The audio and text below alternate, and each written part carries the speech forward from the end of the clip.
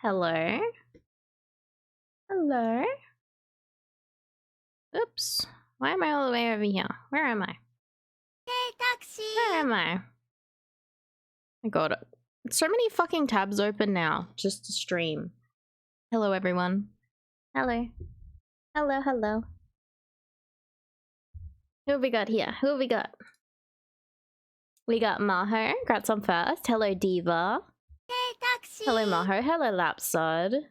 Hello, Bum. Hello, Wireframe. Hello, Fuzzy Babble. Chris, can you have a burrito? Maho can get a burrito as a treat. Yeah, we went to Guzzi's. Had a drive down to Guzzi's. And now I got a nacho. Yum, yum, yum. So we're gonna eat that. We're gonna eat that and then play Ace Attorney. So I was thinking maybe I should just put a video on and we can just chill and chat. Chill and chat.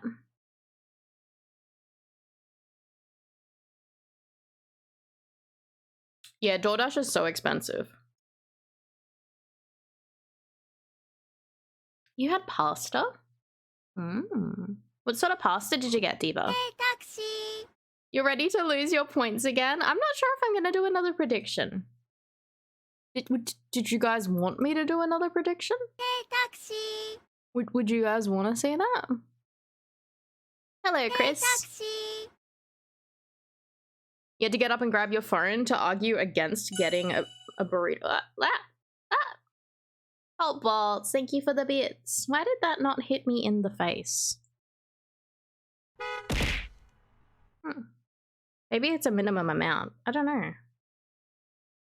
Maybe it's not connected. I don't know. Very strange. Man, they've cut everything huge today.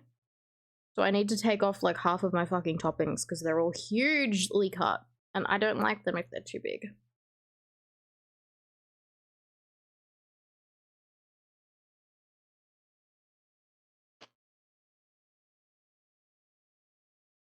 You're here for a couple minutes, Dino? Are you working? Did that mean that you cried? I didn't cry. I didn't cry. It didn't get me.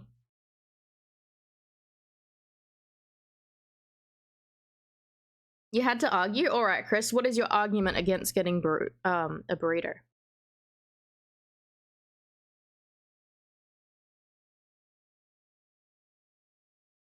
Yeah, Bum's already using the taxi service. So he did pay for my nacho, so. Paid for it in exchange for the trip out there. You have salmon? Is salmon still good for tomorrow?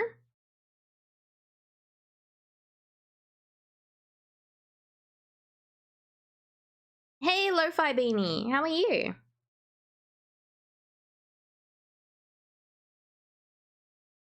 What name would you prefer me to go by? Would you like your Twitch username or just Mel? Or I'm curious.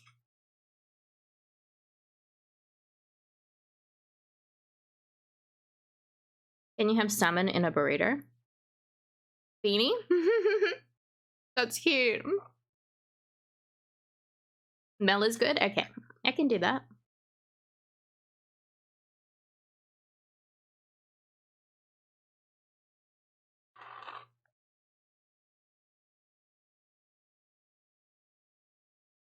Beanie, you shall accept as well.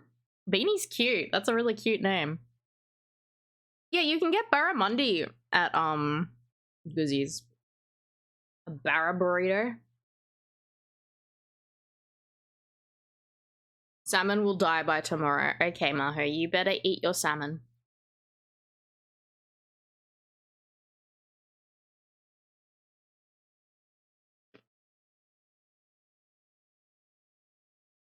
It's already dead? Oh no.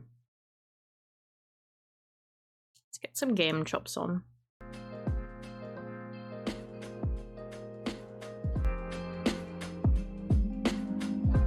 But yeah, I got a veggie nacho. I've had lots of burritos from them recently. Like I had a break on the veggie nachos. I've been getting the burrito.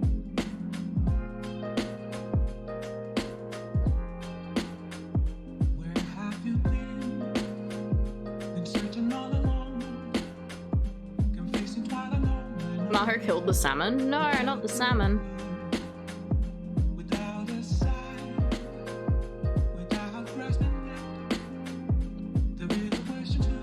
Music's very loud, is it?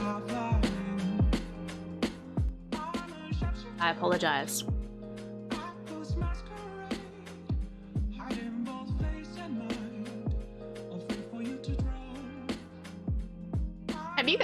Have you guys ever cooked a fish that you've caught before?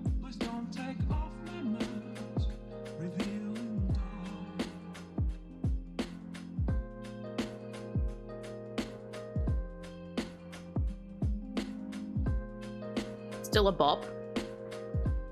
It is pretty good. Persona 5 music.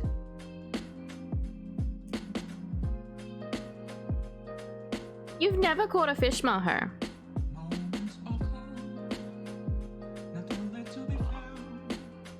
Yeah, they are so bony. Yeah, my dad cooked the fish that I caught, but when I was a kid. You get scared of seafood that still has eyes on it?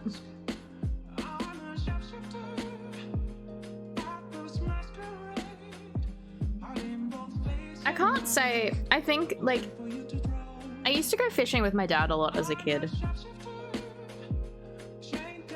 And cooking and eating the fish definitely wasn't on the highest point of it. I definitely prefer just the catch and release of them. You catch it, you go, wow, that's a fish, and then you put it back. And then go, I don't want you back here again. I definitely prefer that. Maho peels your prawns.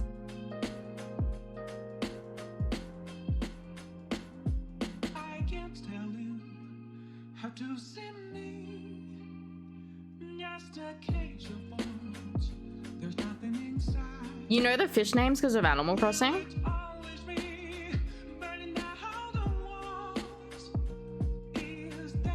Yeah, I'd be scared if I fished up a lapsod. Like, what? How did you get here? You are Fishman.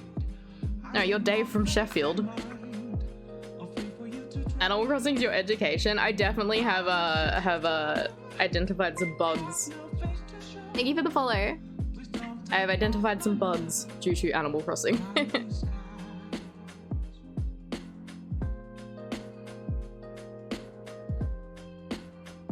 Hey Esteth, how are you?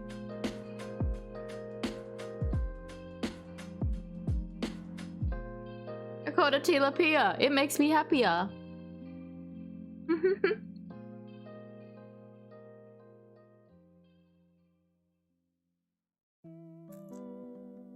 Drunk but having a good time? I'm glad you're having a good time. We're just having some chats while I eat some dinner.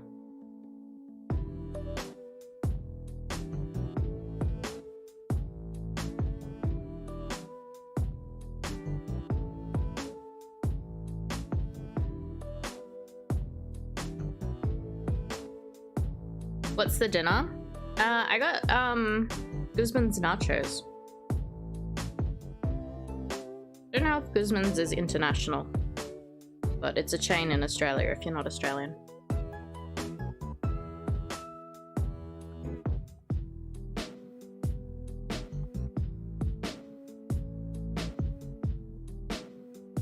You're American?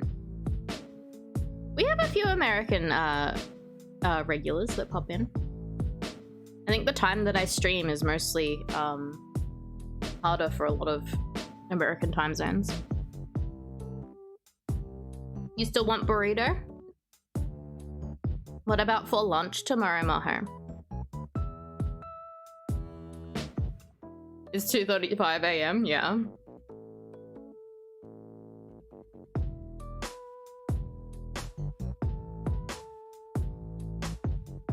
They have some stores in the USA, Singapore, and Japan, really? Oh yeah, Meki talks about it being in Japan.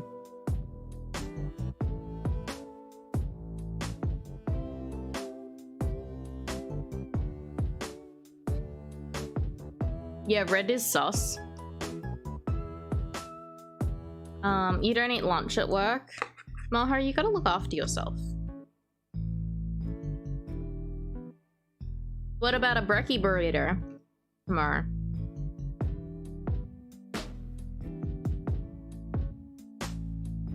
Because these do brekkie burritos.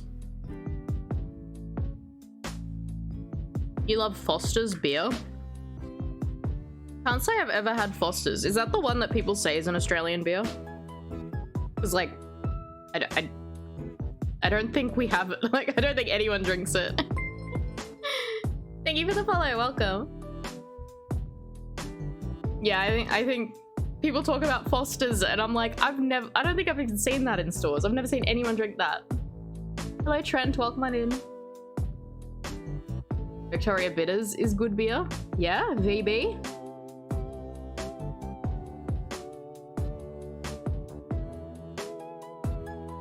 Can't say I've had VB either. I'm not a huge beer person, but I've mostly tried non-Australian beers. Hey Endowiz, hello. Hope I'm doing well. I am doing well. We're just enjoying some dinner while having a chat. VB, my man. Do you like it, Lapsod?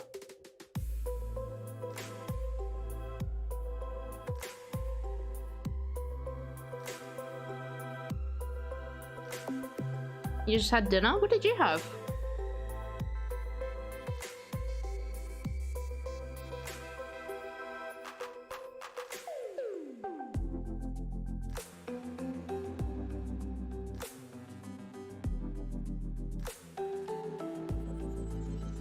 Can we go back and get 2 more tacos? No.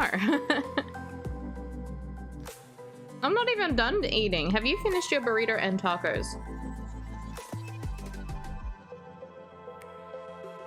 Taco, taco, taco. You're hungry?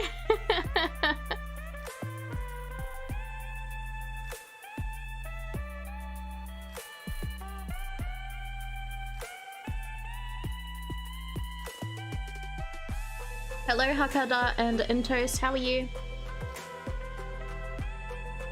Taco Wednesday.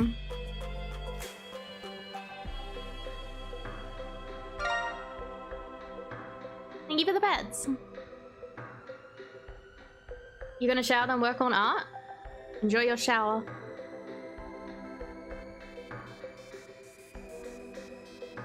Chuck stream on your phone IRL taco adventure, let's go.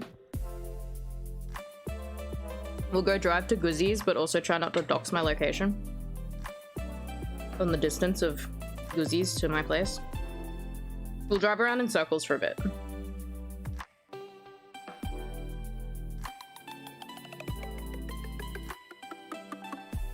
Excited for Honkai Star Rail. What is that? Chris lied to you. Chris, why are you lying?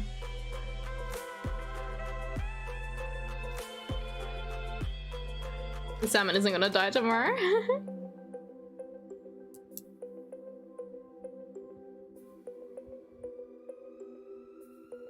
Turn-based RPG from Hoyoverse.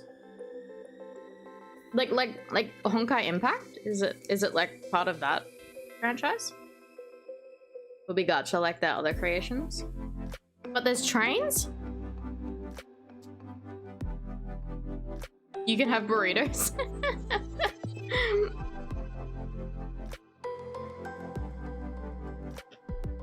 Look, as long as you go pick it up, because as we've found out, Guzzi's is like fucking like $4 or $5 cheaper per item in store than on delivery.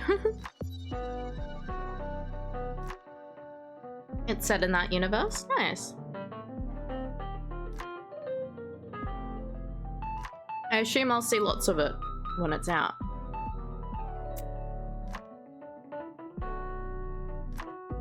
Taxi Impact, it's like Zelda Breath of the Wild.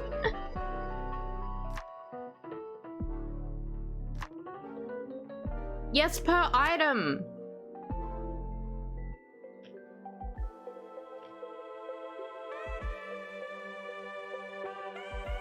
They're so expensive.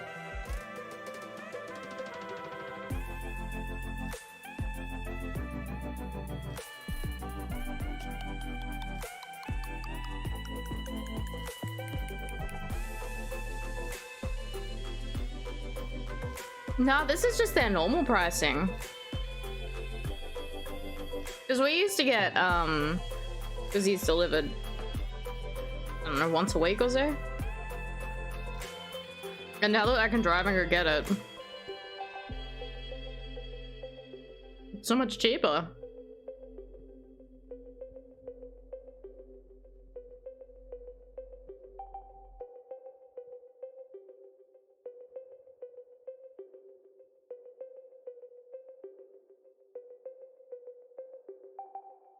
What bum?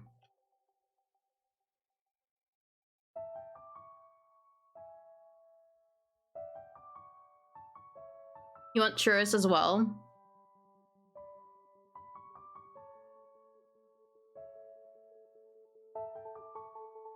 I didn't ask if you needed anything for dessert while we're out.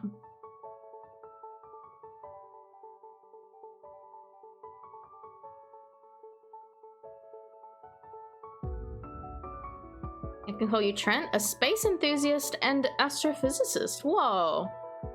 You studied space for over 20 years. That's amazing. Churros is amazing. I've not had them actually. I've only had Guzman's. Yes, Lapsod also likes space. I don't know if Lapsod has studied it, but he's a fan of space. Your dad makes homemade churros? Whoa. Hey Drew, how are you? Space is pretty. Churros also does ice cream. Ooh.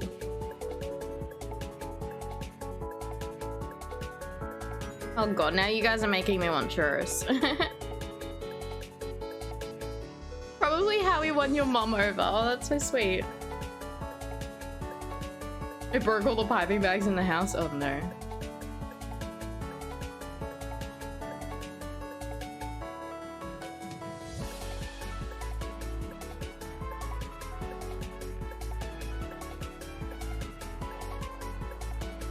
You have a metal piping thing? It's quite a thick batter, so yeah, it'd be hard to pipe. You're so ordering dinner and dessert from there?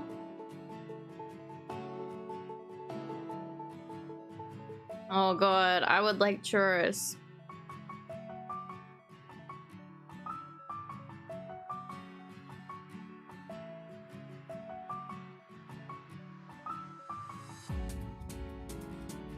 Some metal ones, but they're expensive. I mean,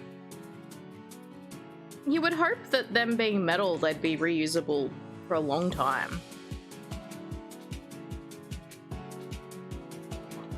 Maybe we should invest and we can make churros as a treat.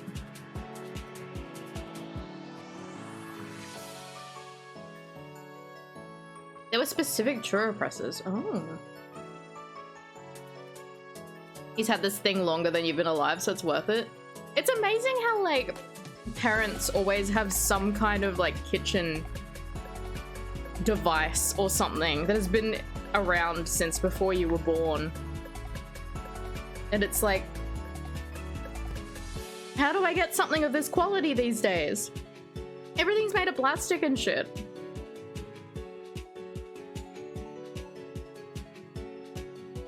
Yeah, cinnamon sugar.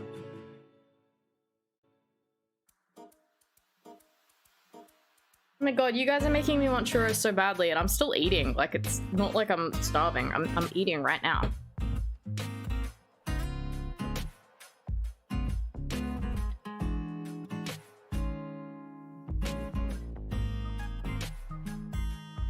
Hot chocky on the side?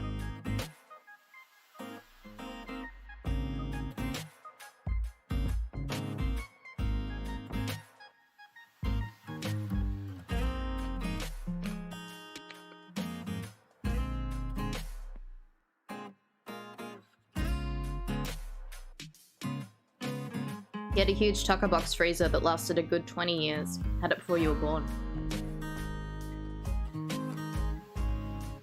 I remember, I know it was when my sister was moving out. My sister's, for context, 7 years older than me. So, when she moved out, I was still, like, teenager. And now I'm old enough to be living on my own for many years. For context. And there was one thing that we couldn't find, was a cheese slicer. Like, I remember, like, we looked everywhere for a cheese slicer. But now they're everywhere. Like, it seems like people are just like, yeah, you need to slice cheese. Don't just need a knife. But this was like, no, not a grater, like a slicer, like a... Graters are everywhere. Cheese slice.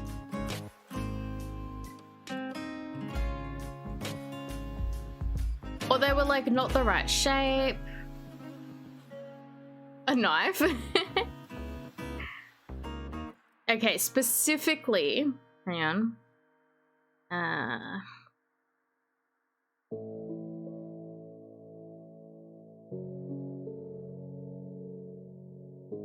Oh no, I'm in the way. Where do I move? Specifically like one of these ones. This shape. There's the other ones that just kind of work like a peeler. But these are like, they got like a long platform on them that keeps the cheese steady. You know, like these. They were so hard to find. But like they're like everywhere in Europe and stuff like that. And my mom had one for years. Years and years and years. Lasted so long. And I remember when my sister moved out, they were so hard to find. You couldn't find them. You've never seen that before. See, they're still quite uncommon. But that's just an example of something my mom had. And we had it every day. Like, we used it every day. We eat a lot of cheese. We used it every day. And then couldn't find one.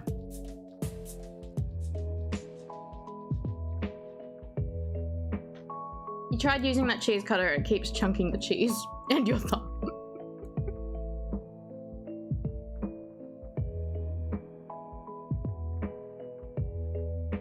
I don't know, I guess because I've grown up with them.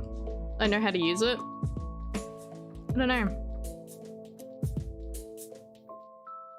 But yeah, that's just one example of something that we've had in my family since I was a child or before then. But where the fuck do you find them in real life? They're uncommon. You can find them now, like in like kitchenware stores. But I remember like, I don't know, fucking 15 years ago or whatever. Couldn't see them anywhere. Don't eat cheese cut from bum. Hey Bigfoot, how are you?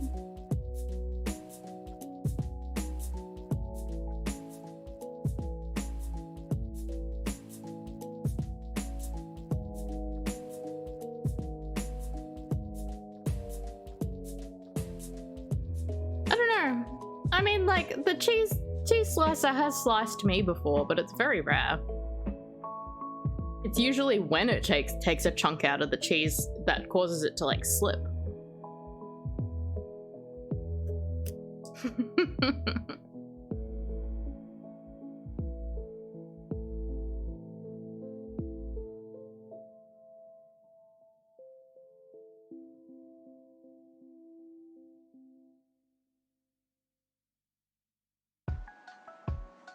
I've nearly finished my nachos, and then we can play some Ace Attorney. But I'm having a good time chatting. You're clumsy. I'm pretty clumsy too. I'm doing well, Bigfoot.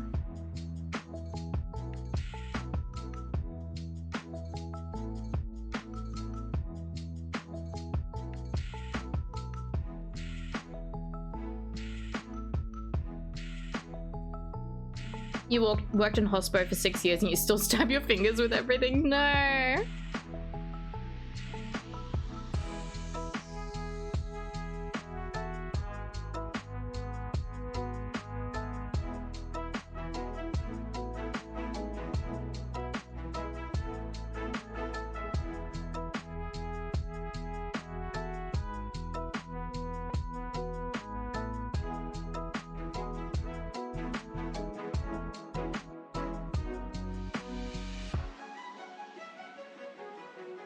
A mega mix. Magi mix. Mmm.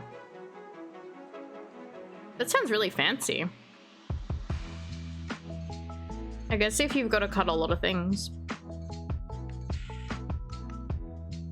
Massive, powerful blender.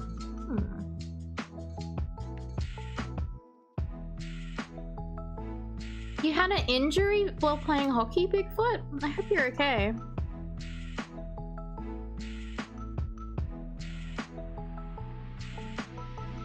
It's nothing too serious, is it?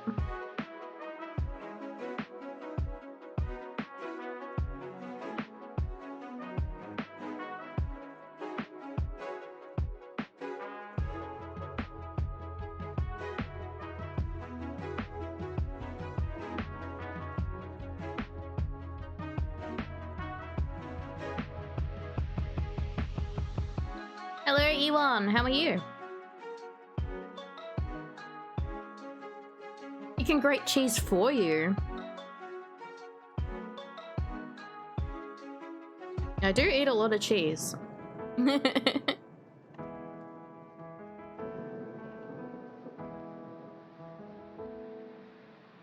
You're good? That's good. We're just eating dinner before I game. Yes, Lapsod.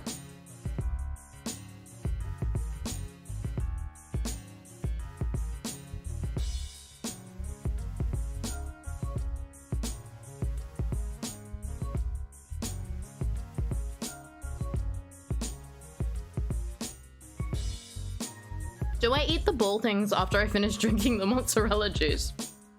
Mmm, mozzarella juice. Actually, I've never bought mozzarella in that form before.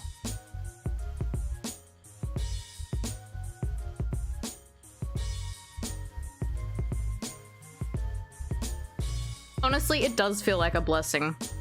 So this morning, I went to have avocado on toast. And I didn't think to check to see how ripe the avocado was. And I just cut into it. Fucking rock solid. Rock solid avocado. I was so disappointed because I'm like, oh, what a waste. I don't get avocado on toast. Like, solid as a rock. Inedible. I was so sad. I did make a meme though. Let's see if I can find the video. Yeah, avocados ain't cheap.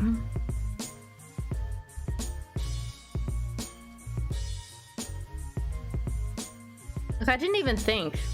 And then when I chopped it open, I'm just like, this feels hard. And then I'm like, you can't eat it. Add avocado fun to throne. Well, I've satisfactorily had some avocado now with my goosies. And thank you for the follow, welcome. And hello, Chill Watching, how are you? So yeah, I got the guacamole on the goosies nachos. So I'm avocadoed up. Avocadoed to the max. Get some wets. That's a good idea, thank you.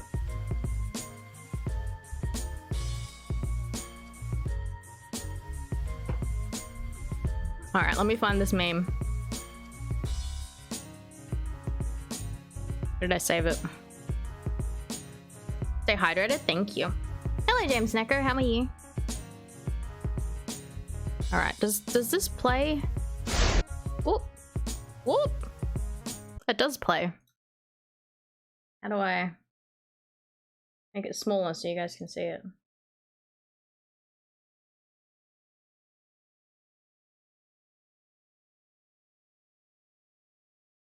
Okay, I made this today. Enjoy my meme. It started raining avocados from my avocado tree. Was this man barking up the wrong tree? I told him to get the hell out of my tree. He says, I'm going to pick your avocados, old man. What are you going to do about it? What would prompt you to do something so stupid, sir? Guacamole. Next, Judge Judy. Guacamole.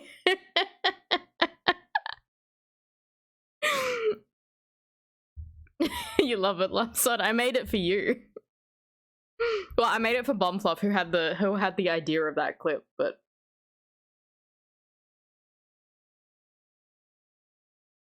guacamole.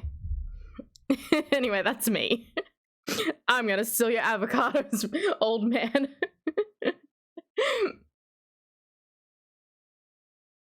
Your brain's good at thinking things but not following through with them. It took like 5 seconds to make this. It started raining avocados from my avocado tree. Was this man barking up the wrong tree? I told him to get the hell out of my tree. He says, I'm going to pick your avocados, old man. What are you going to do about it? What would prompt you to do something so stupid, sir? Guacamole. Next, Judge Judy. The clip's funny on its own. You gotta get up early tomorrow to get your annual checkup MRI. Oh, good luck. Good luck with that. MRIs are scary.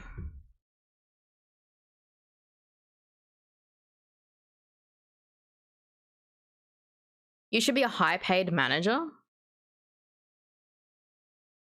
I will pay you for every idea.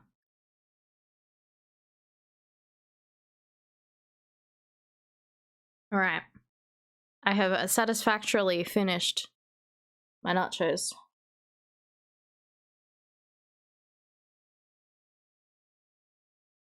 Inflatable taco. That's an idea. One money, please. That's... I can't use that. Guacamole. You bet you could use that. Remember that time? Remember that time? I'm gonna say it again, but it was cursed at the time and it's cursed now. Remember that time I said taxi's taco and it sounded the most cursed thing ever?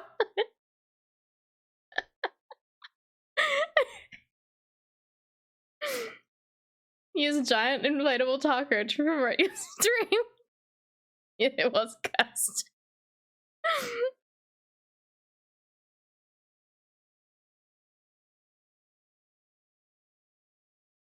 Oh, you should get a coffee every 5, like a loyalty card. Oh no. It still sounds cursed, it does. Here's Bum saying I need to promote my taxi's giant inflatable taco.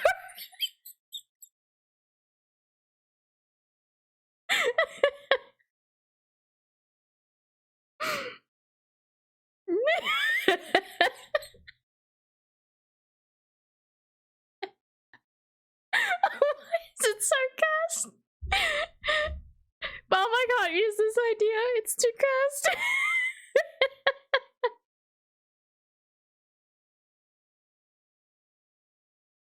Look, if I ever go back to facecam streaming, I will make a note to get an inflatable taco. You want to be paid?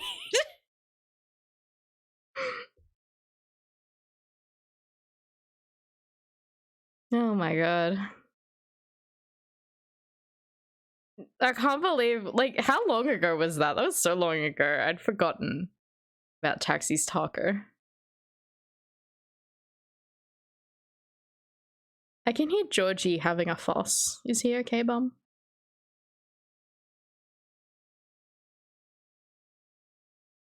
Glinny's on the bag.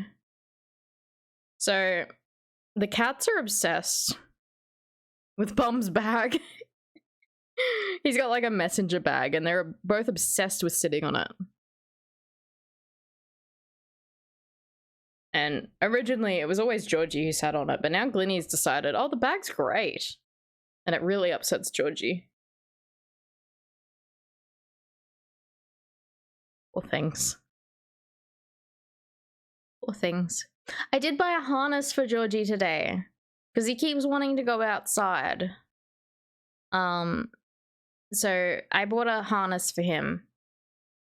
We've tried him with Glinny's harness, but it doesn't fit. We're about to have a fight. Oh no. It doesn't fit quite correctly.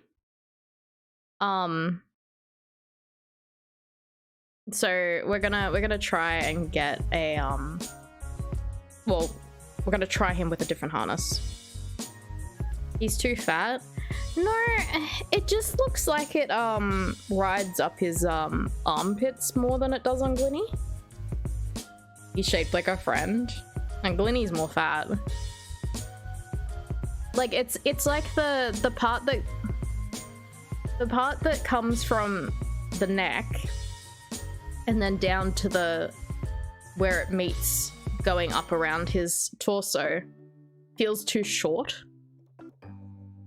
So it feels like it like cuts into his armpits.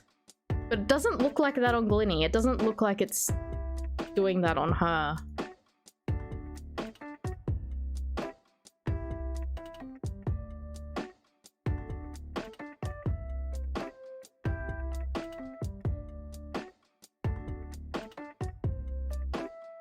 But yes, Glinny is bigger than Georgie, although I'm pretty sure they're about the same now in weight. We've gotten Glinny's weight under control. She's eating regular amounts of food and is now playing again more often. You store all your belongings in a cat bed? Aw, they love it though.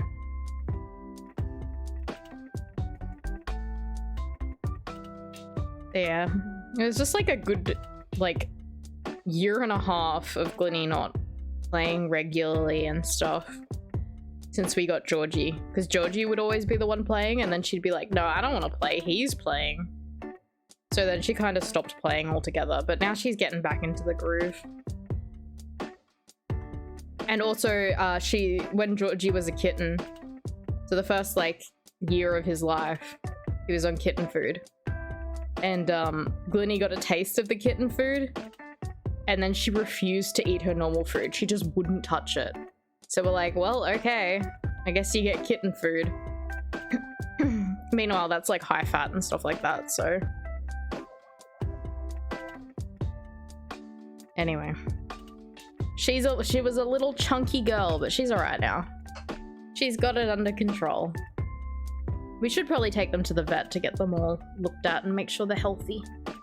Kitten food more yummy? Yes, definitely. I think it's got more fats and it's probably like a junk food to adult cats.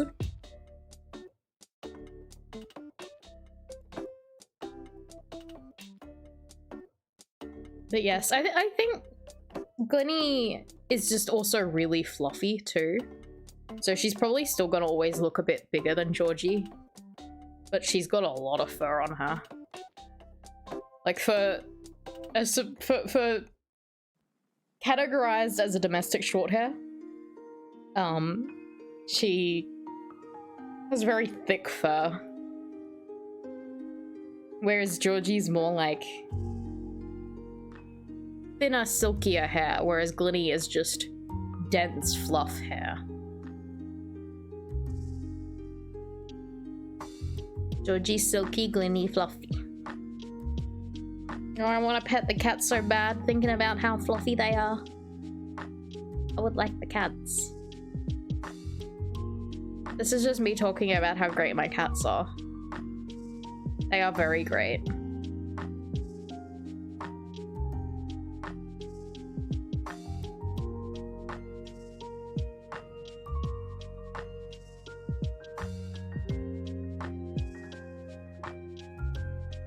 Alrighty, now that I've finished my food, I think I should probably start up Ace Attorney. You guys keen? Keen to continue this trial? Right.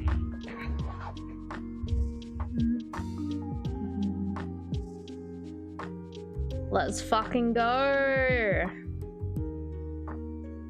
Alright, where is my music? That can go off. Guacamole. And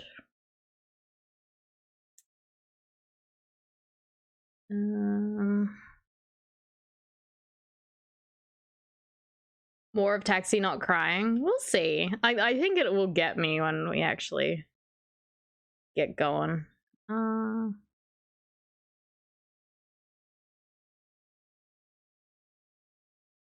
I'm in the way. I need a third monitor so I can put my VTuber in on another monitor that it controls. That I can control. Alright.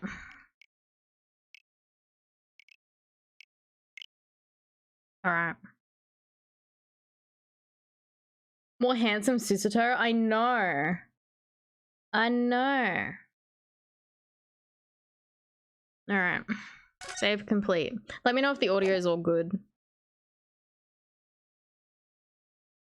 I should change the category.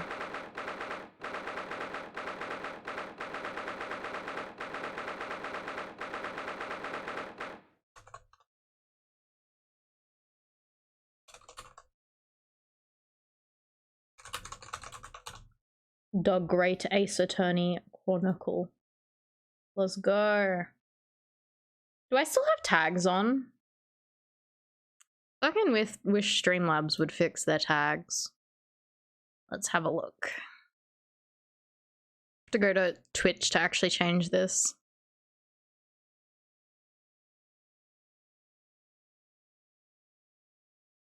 Okay, I will add in no back.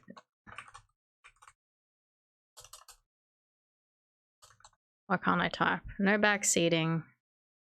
No spoilers. There we go.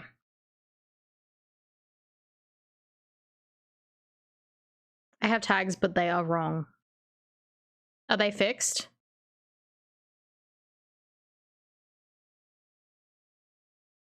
$420 Amogus? There's some good tags. Alright.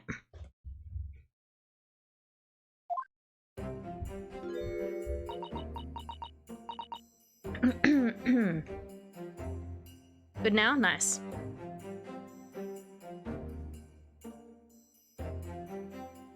My throat might be a little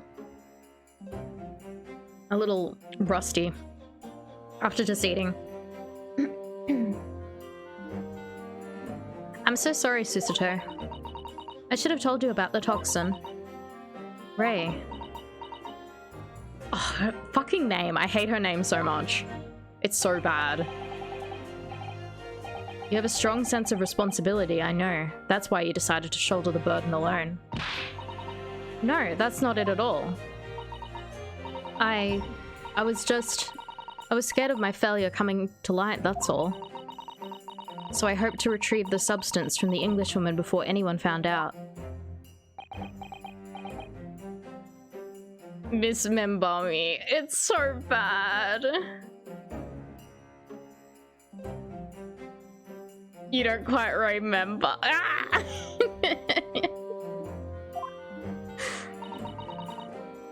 Before the trial started, do you remember? Remember me?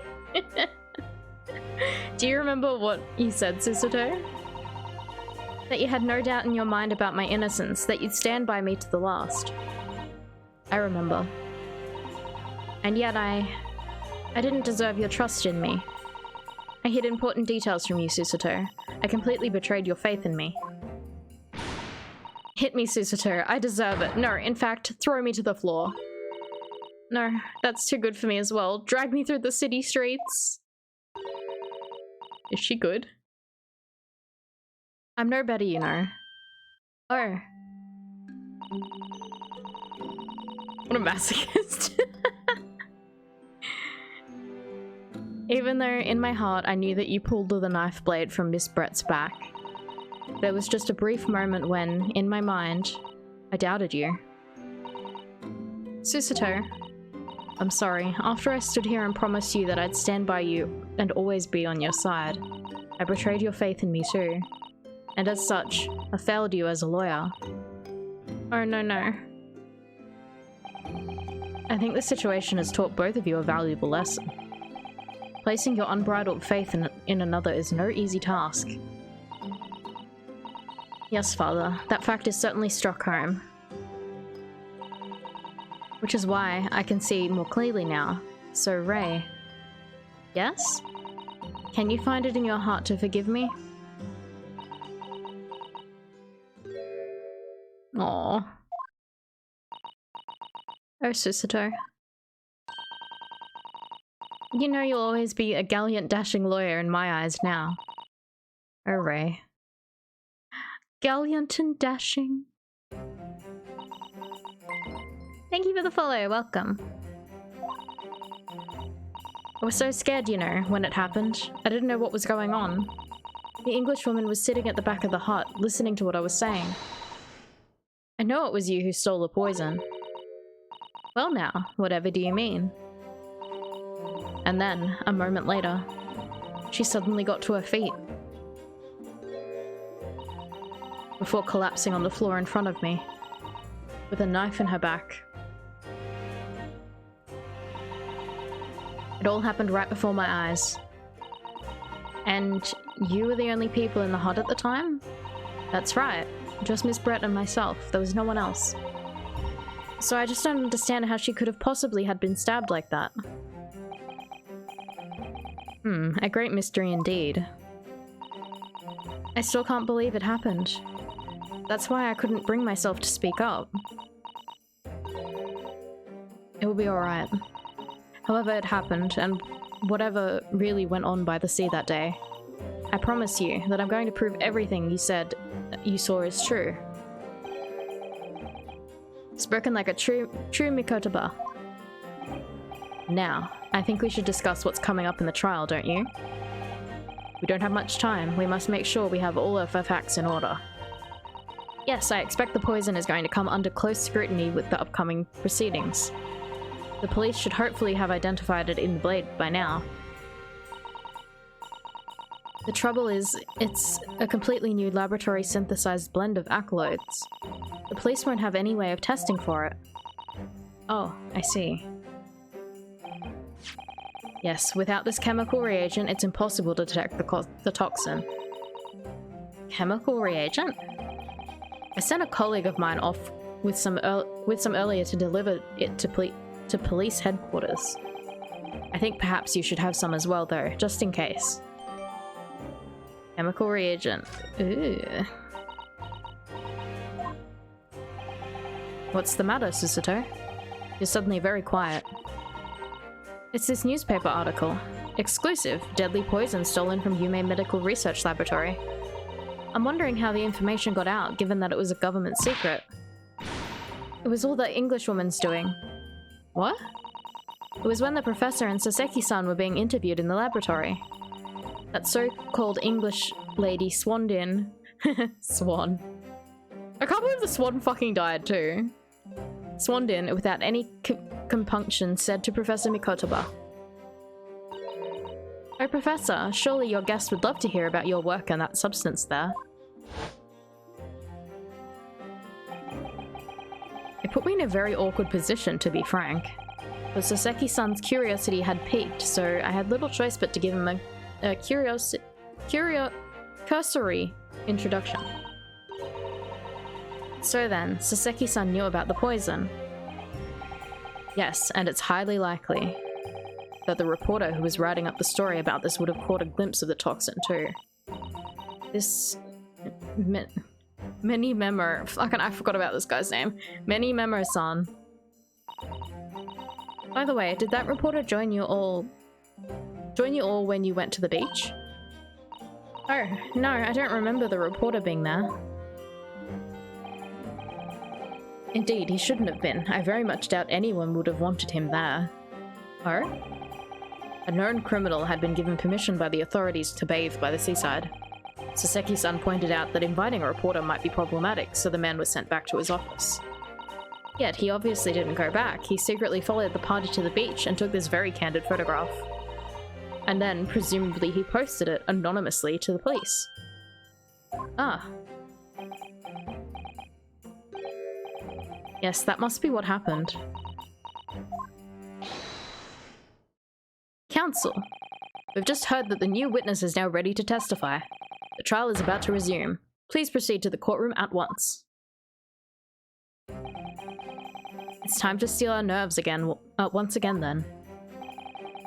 Defense attorney Yutaro Naruhodo. Yes. Hi. Ray has put their faith in me now and told me everything.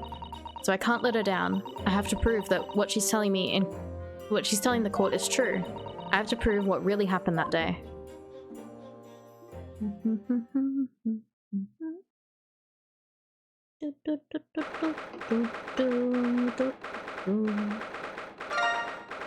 Posture check, thank you. My posture's not too bad. I'll just put my feet on the ground there. It's very easy to sit properly with the Switch controllers. You just sit. No need to hold things in a weird way. You just sit relaxed, armed. I hereby call this court to order as we reconvene to continue the trial of Ray Me. Prosecutor Aochi, have you summoned the new witness? Before I address that question, Your Excellency, I have some very important news to share. Oh? What news? She's so handsome! And why does he look so happy about it? During the recess, with the collaboration of Professor Mikotoba's laboratory at Yume University, the police re-examined the knife that was used to end Miss Giselle Brett's life.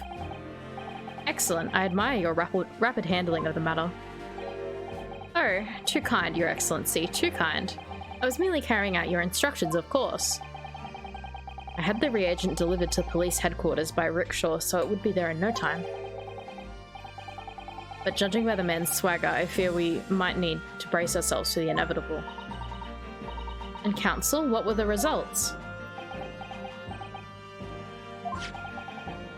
This dagger, which was so cruelly used to end the life of the victim, has no trace of poison anywhere along its blade. What? Are you sure about that? I would stake the reputation of the police on it. Armed with the reagent to test the test is extremely simple. They couldn't have made a mistake. The murder weapon has been entered to the court record. Is it in the pen? Is it in the pen? Because the pen had like a mostly empty ink vial of the poison in it. In short, the accused's feeble excuse earlier has been utterly destroyed. Gotta go. See you, Bigfoot. Thanks for stopping by. I hope your injury gets better.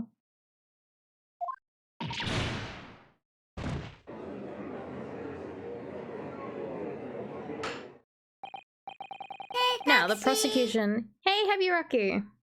The prosecution is ready to call the new witness. Ah, the newspaper reporter who managed to capture a photograph of the crucial moment. Good. Very well, officer. Bring in the witness. She is dead. No trace of poison on the knife. But if that's really the case... Thank you for the follow, welcome! How could the toxin have entered the victim's body?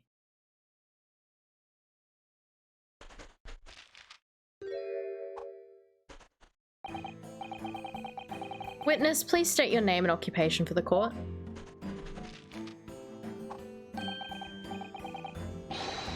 Written many memo of the Shoryu News. I'm what people like to call a journo. What is a journo, Father? Do you know? It's simply a contraction of journalist.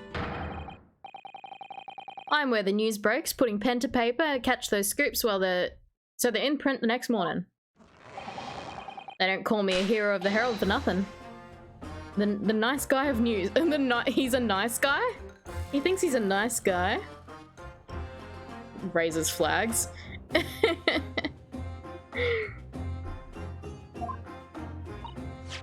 Oh, so it was you who took this photograph, was it?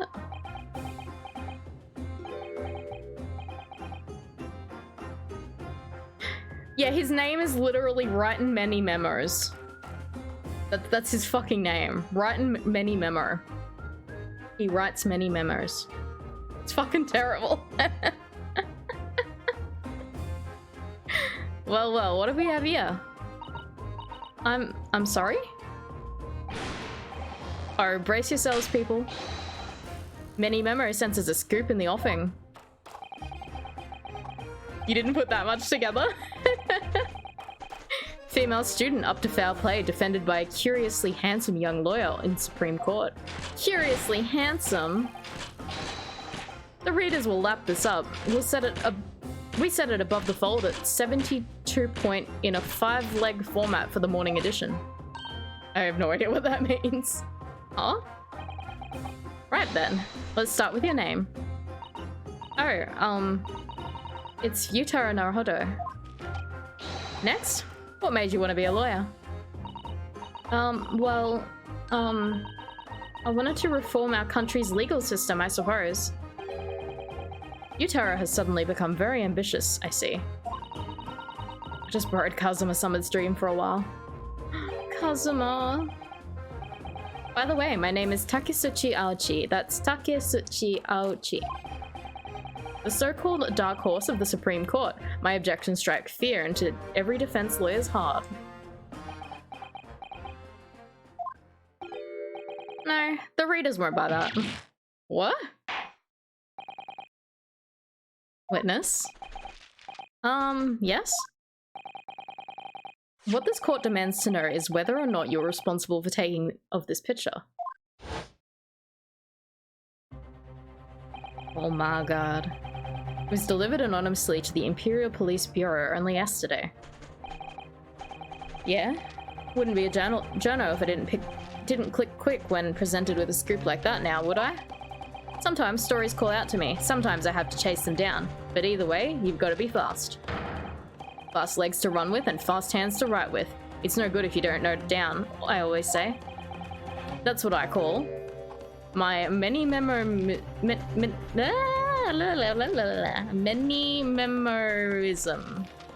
Many memoism?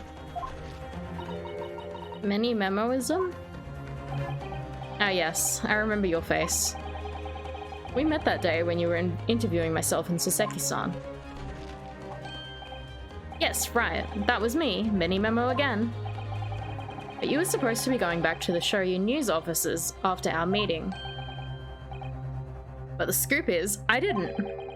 Because that Englishwoman's words had piqued my journalistic interest. Miss Brett's words? A criminal, left to do as she pleases, just because she happens to be a British citizen? It's horse-dung. This country's judiciary is rotten to the core. The Supreme Court's rulings aren't worth the paper they're written on. The police are just imperial pawns. Stay your tongue, young man. There are complex political issues at play. Well, anyway, I quickly jotted down those words she said in my memo pad. Ah! Memo pad! Are you ready? I'll read it out. It's all here, right? Here it goes. I should like to go with everyone to see your country's coast. Serious criminal going on some junket. Those people need to know about this. They need to hold this guy contempt of court. Mini memo pad. That's why I decided to sneak after them. To get the woman's story so I could hammer her in the press. Tongue twisters, I know. Thank you for the follow, welcome. Did you mean to say that you did indeed witness it firsthand? The grim scene portrayed in this photograph? Oh yes, I saw it with my very own journo eyes. From start to finish, through the viewfinder of my trusty camera. Thank you, Many Memo-san. You will now give a formal testimony before court. You will state exactly what it is that you witnessed of the events surrounding Miss Brett's death.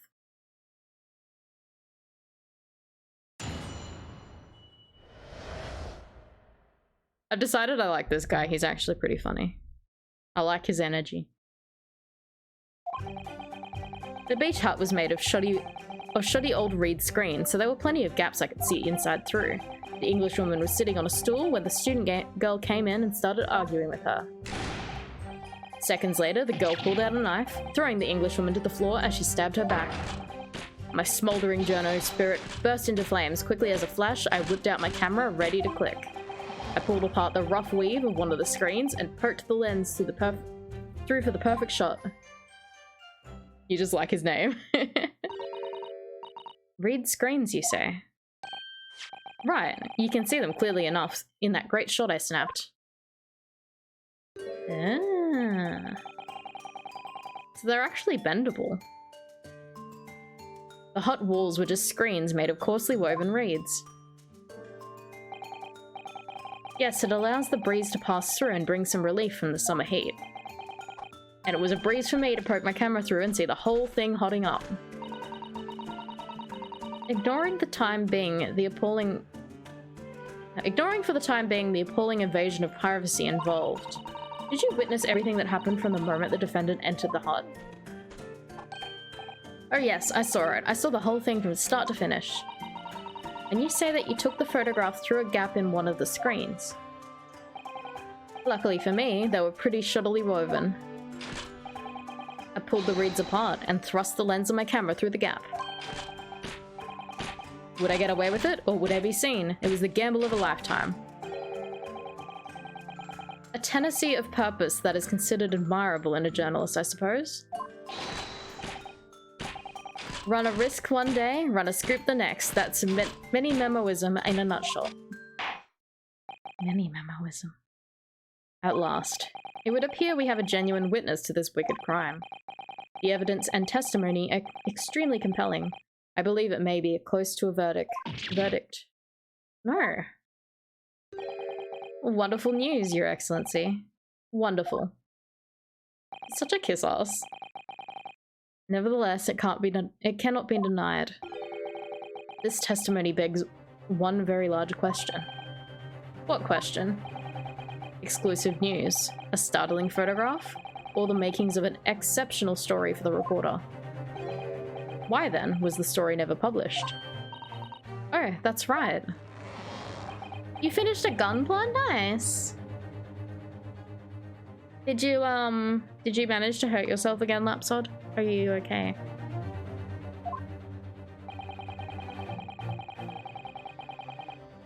It seems clear to me that there are circumstances at play here that are yet to be understood. Ha, more pathetic excuses. Almost. Are you gonna post the gunpla on the Discord? I'd like to see it. Very well then, Counsel. Proceed with your cross-examination.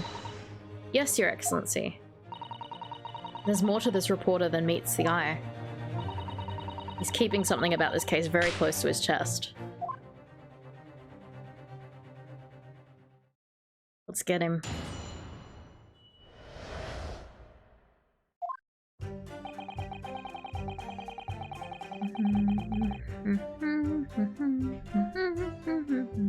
Hold it! What made you want to see what was happening inside the beach hut in the first place? I keep saying hunt instead of hut. Why do I keep saying that? I was doing it last stream. Call it journo instinct. Can you think of a better reason? Oh, I don't know. Perhaps because as well as being a proven criminal, the person inside was a young woman. I see where you're going with this. Brace yourselves, people. He's painting the journal as a voyeur. Beach hunt. It's hardly slander, sir. You had a camera and you were taking pictures without the woman's knowledge. No, you've got it all wrong, little student boy. Sorry? To my mind, all that was inside the hut ah! All that was inside the hut was a scoop. Nothing more, nothing less. Scoops know no gender, man or woman, it's all news. That's not even many memoism, it's basic journalism. If only the courtroom was as indiscriminate. Right, so if that's all buttoned up, can we move on? Tell the court then, witness, what sight befell your eyes when you looked inside the hut? A sight that vindicated my journo instinct, that's what. When I pulled back the reeds, I could see it all as clear as day.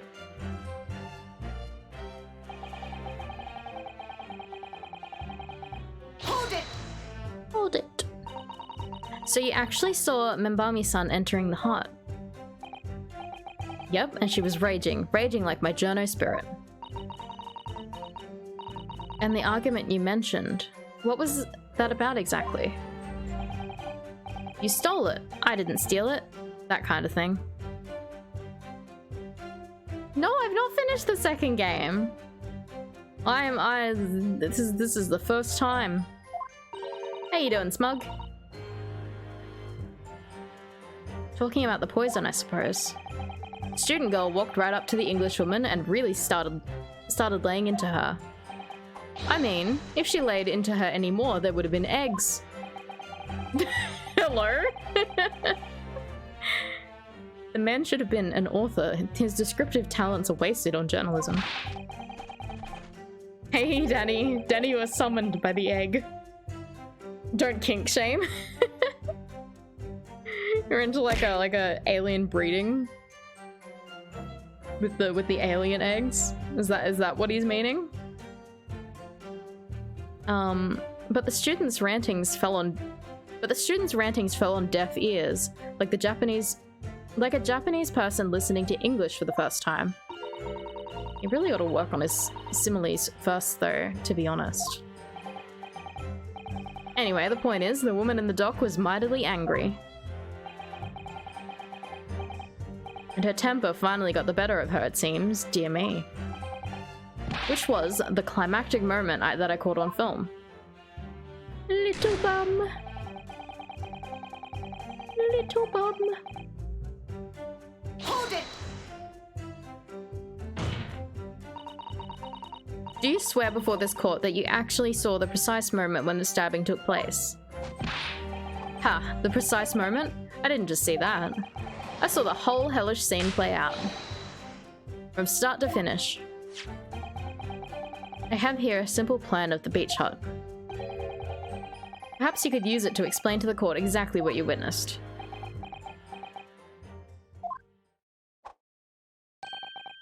Right you are. It's all here in my mini memo pad. When I first peered into the hut, I'm sure that the English woman was on this stool at the back of the hut here. Yes, the accused's own testimony confirmed that. She just sat at the back of the hut, smiling sweetly, is what I have noted down. It's my turn to testify now, try not to interrupt. Then the next moment, as I was watching, the evil student girl entered the hut. After a while, the pair of them ended up in the middle of the hut, arguing furiously. The Englishwoman went for the student, but the girl dodged out of the way. And in a flash, plunged the knife into her adversary's back as the two passed each other.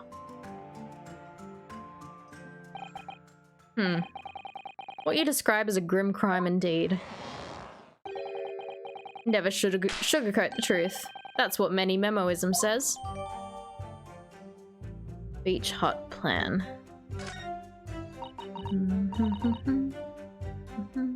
By the way, Many Memo-san, whilst you were watching that terrible scene unfold before your eyes through the gap in the screen, did it not occur to you to try to prevent the tragedy rather than capture it on film? Journos have to be observers. We can't get involved. That's our raison. I don't know how to pronounce that. So you didn't converse with Miss Brett at all? Obviously not. An observer always remains on the outside looking in. And that's something to be proud of, is it? Your Excellency, if I may. Yes, Professor? I think the witness's last expertly phrased statement should perhaps be added to his formal testimony. Father, what are you... I will grant the defense's request. Mini Memo-san, you will supplement your formal testimony with the aforementioned statement. Well, Nihilism is the foundation of many memoism, but I'll gladly prove that my words aren't meaningless.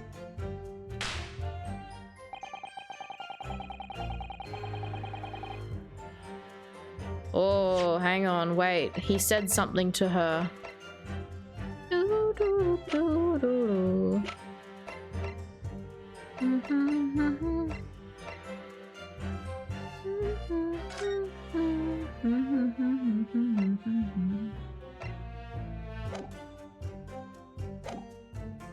He spoke to her once. Hold it! Really, you didn't set foot inside the hut at all. Are you quite sure about that? I think you may have the wrong impression of me. We're talking about a murder scene here. My nerves were stretched to breaking point already. Oh, I see. You were scared? Maybe I didn't have the wrong impression of you, yes. Maybe I did have the wrong impression. It was all I could do to stifle a scream and hold my hand steady enough to snap the shot. You really should have summoned help before thinking of your camera. Many memoism and humanism don't always agree. And most of the time, those instances, many memoism comes out to the top. Ha. A sculptor of stories, sometimes I have to be cruel for my art. Yes, that's spot on. Surely he's making all this up. He claims to have spied the whole affair from the start to finish. If true, his testimony is devastating. But it does seem though he's holding something back, doesn't it? If that's how you feel, I suggest you should trust your instincts and press him on everything he said. As you've no doubt done many times before in your role as judicial assistant. I've seen witnesses like this pressed often. I know exactly what to do. Well, we already got that,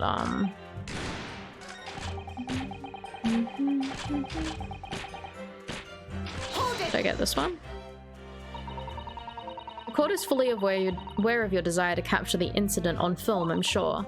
But why then did you choose to post the photograph anonymously to the police?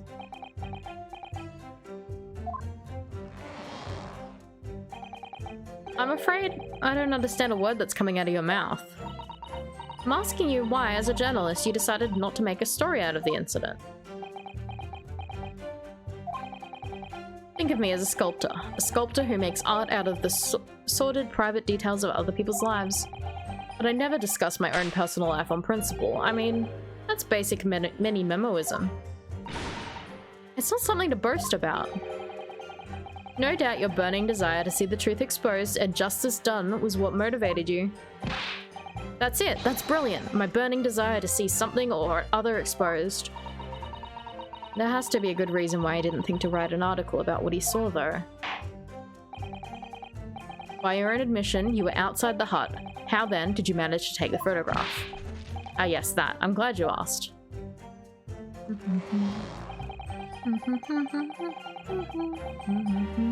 Hold it!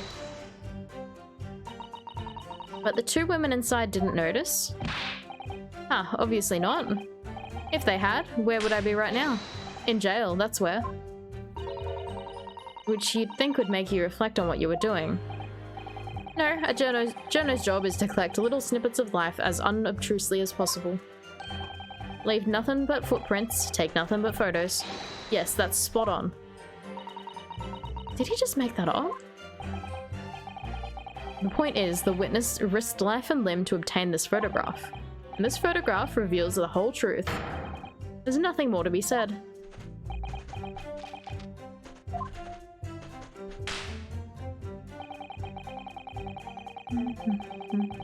Hold it!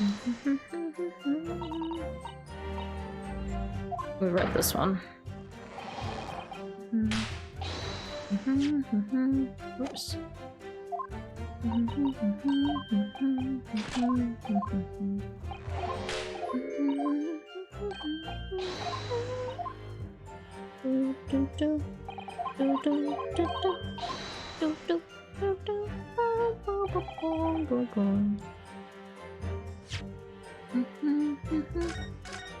Let's save. Oops.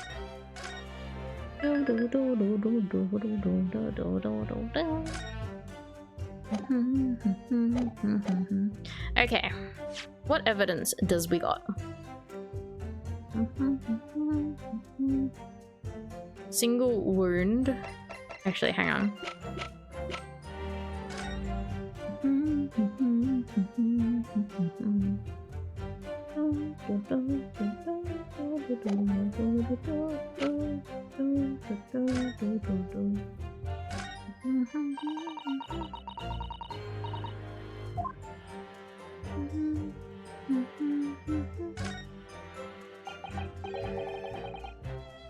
Must be the victim's blood. Having to find the urge to run it under a hot tap to get it clean. Oh no.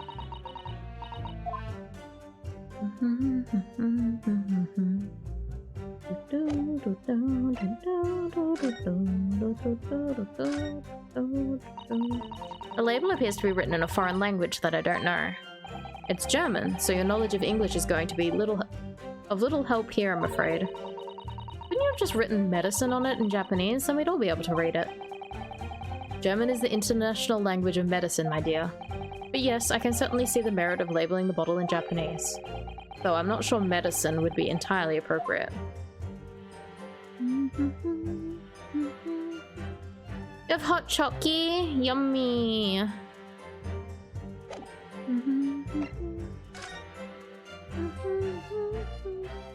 I wish I had hot chocky.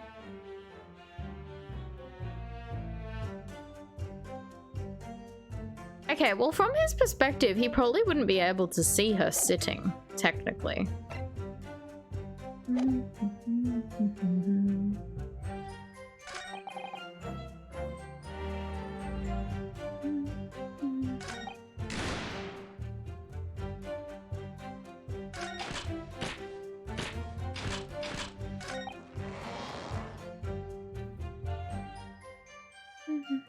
Did you bring it up for the whole class? Is a bottle full of arsenic? It's like a reaction chemical for the poison.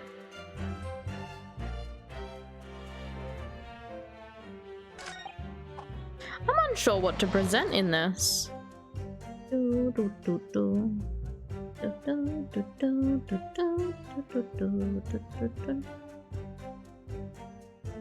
Costco Swiss Miss Big Hot Chocky Powder. Ooh, I would like to try.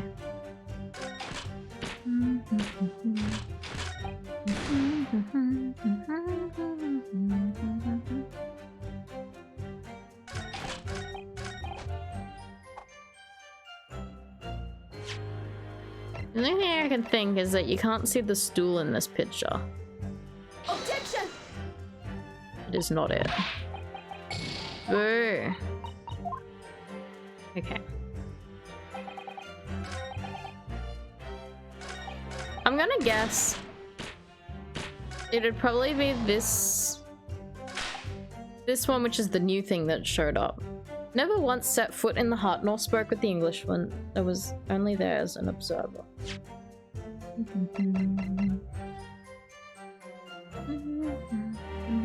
Objection! I know we spoke to her once before, but I don't know if we're trying to prove that or not.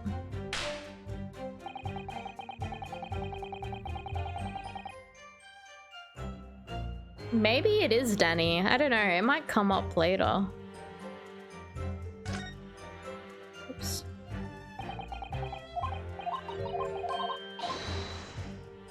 You got burrito, Maho? Nice.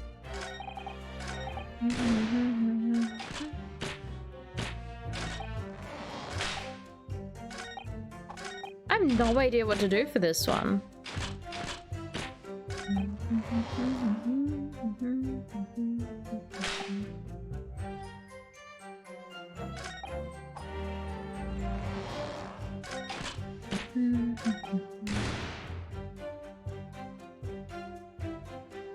You convinced Chris by complaining.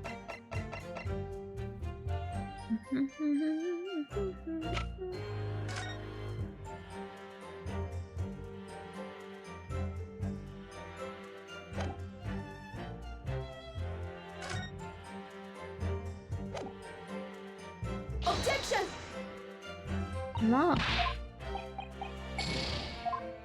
I have no idea. This one's not very straightforward to me.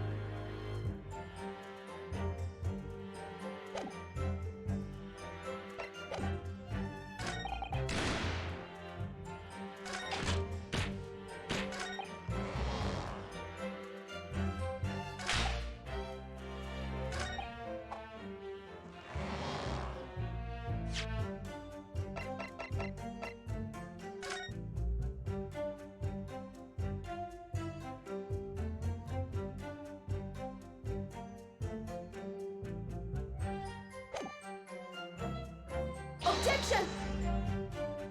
Nah. Fuck. Hey, Lilith.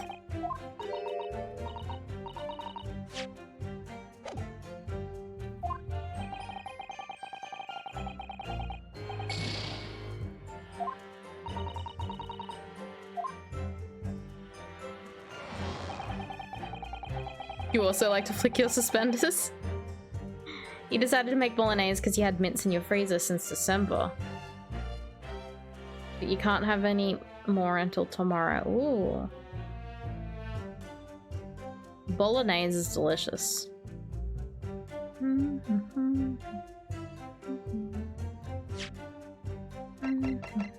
Objection!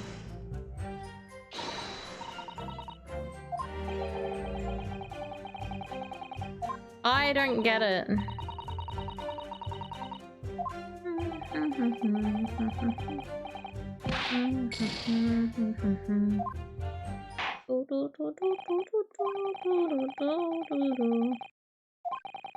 Death sentence for Ray. Let's go.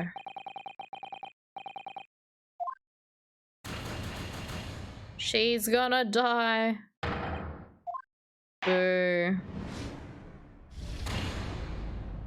Okay.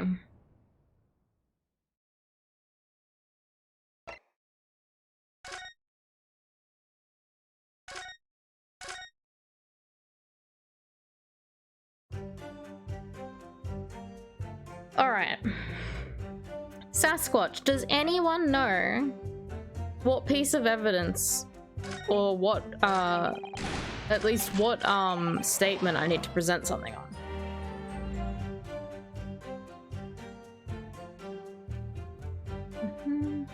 Because I have no idea.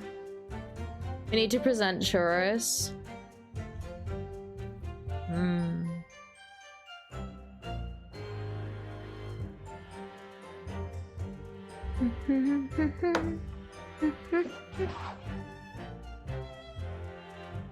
If no one knows, I can look it up as well.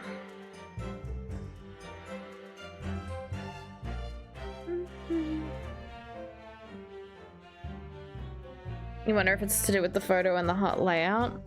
Yeah, I just don't know what to do.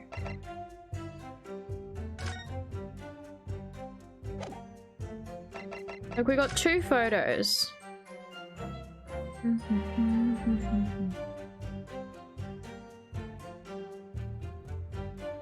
It's not from where he said he was. I don't think he specifically said where he said he was. But I guess, I don't know, the photo...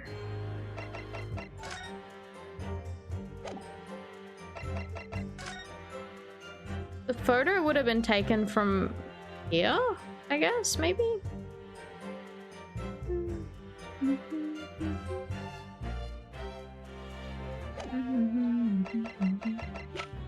But I don't think he specifically said where he was.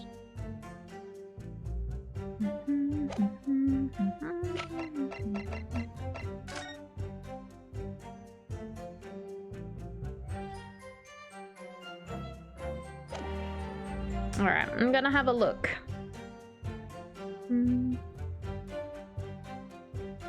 Yeah, he did say he opened a hole.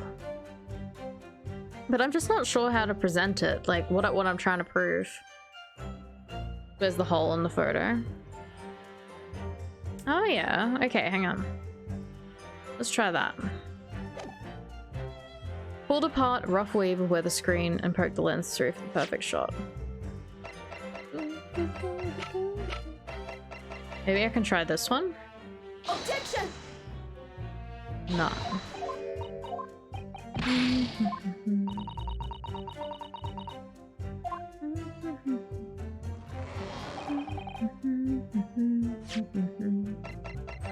Or we try the layout. Objection! No. It's a good idea though, but yeah, I don't know. It's just I can't think of anything that specifically ties to each other. Great Ace Attorney 2 walkthrough.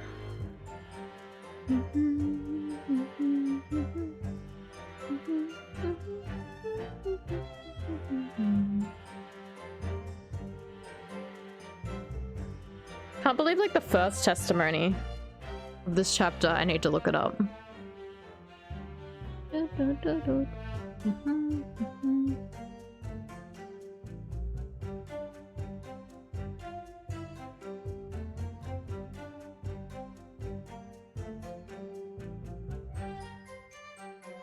Oh my god, why is this the answer? How was I supposed to remember this? No, it's fine. The thing's presented in steps, so it's fine. Okay, so you're meant to know that RM means Ray Mini Memo. You're meant to know that that's him, and he did step foot because she has his pen.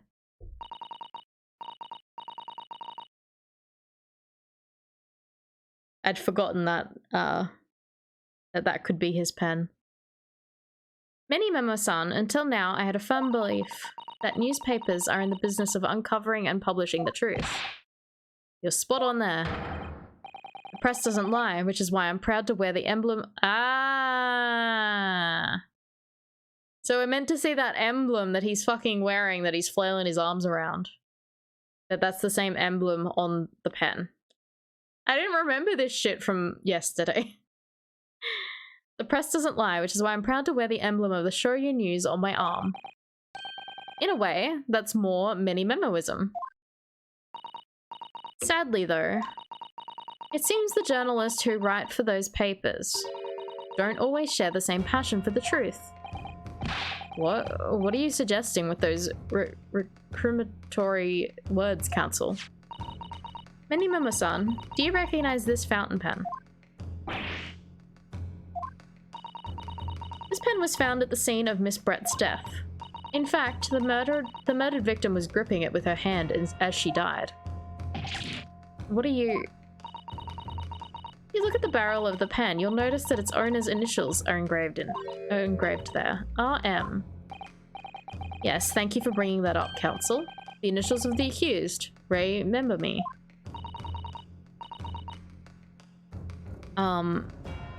Is it a coincidence, I wonder, that your initials are also RM? Write in mini memo. RM. That's horse dung. Can't you see one of those central tenets of mini memoism is being a pencil user? And yet, as the court will clearly be able to see on your right hand, there's a very obvious blue ink stain. It would appear that you must have rather carelessly left it somewhere recently. Your favorite fountain pen, that is. Horsey horse dung. Mini Memo-san, is it not the case that before she died, you met with Giselle Brett in that beach hut? Objection! Objection! Why should we listen to this absurd nonsense? It's nothing but another excuse. Exactly. Show you news will stand behind me all the way. I deny everything. There must be many people with the initials RM, as there are stars in the night sky. The defense has neither time nor inclination to count every star in the sky. And there's no need anyway, because this pen has more to tell. Yes, there is another clue. Oh, she's so cool. A clue that undeniably proves who its owner really is. In that case, counsel, the defense will now show the court where this alleged clue lies. Of course, Your Excellency. Is it the symbol being the news? The news pen? Got it! As well as the initials, there's also an emblem on this fountain pen. An emblem that you will recognize, that you will of course recognize, Many Memo-san.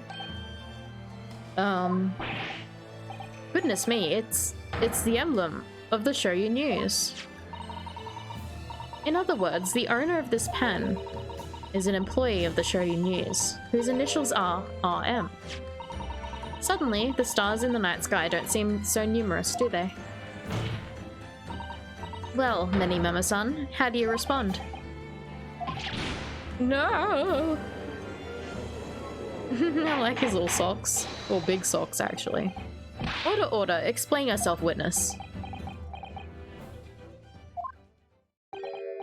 Haha.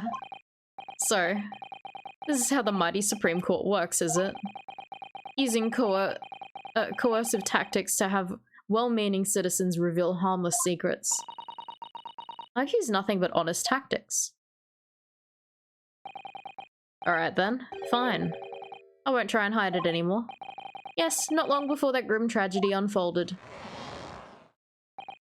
I, a Shoryu News reporter, on behalf of the public, conducted an interview with the Englishwoman. An interview? You never mentioned this before. When exactly was this?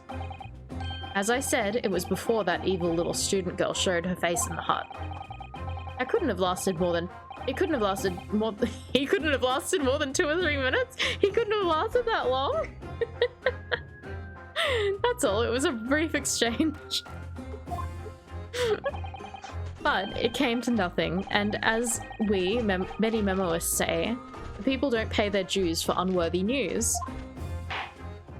You couldn't want about that information out.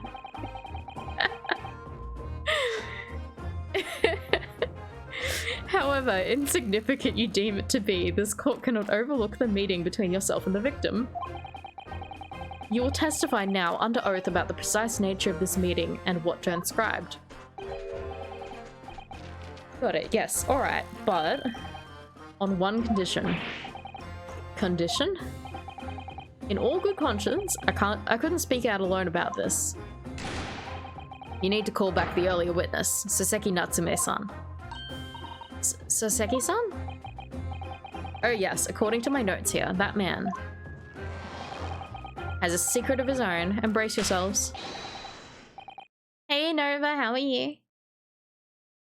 Because it's not a harmless one, it's big. What? What?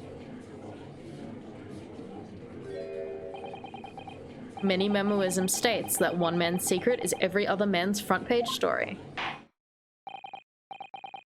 Very well, I will grant the witness's request in this instance. Officer, summon the earlier witness back to the stand.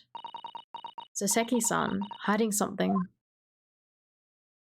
What is he hiding? Is he hiding his cat? I would like to see his cat. I can't remember his cat's name anymore. I thought it was left with, Iris. Unless he got a new cat. I asked the Englishwoman for an interview, but she declined, so I left the hut without making a fuss. It's been a relaxing day. Nice. Then, watching secretly from outside, I saw the woman being stabbed and the other witnesses come running. The detective realized that the victim still had a pulse, so he ran off to fetch help. That's when This writer man here asked the woman a very significant question. But he didn't say anything about that in his testimony, which is why many memoism demands I reveal it now. Thank you for the pets! You mean to say the victim regained consciousness? Well, and when she did, you decided to ask her a question? That's, true, yes. He did, and that's not all. The woman gave him a very definite answer. An answer that incriminates the accused.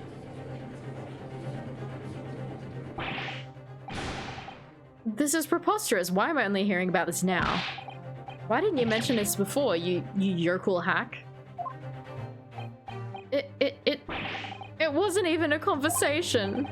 Yes, I did pose the withering witness Rose... The withering English Rose a question, I don't deny it.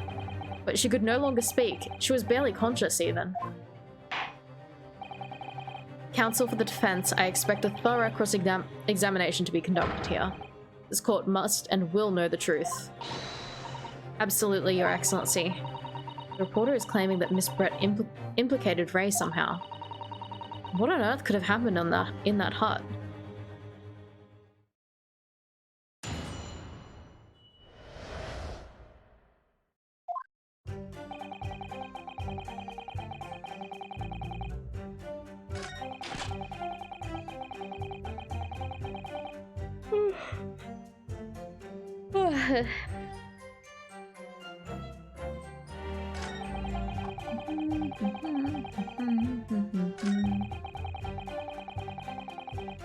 What did you ask?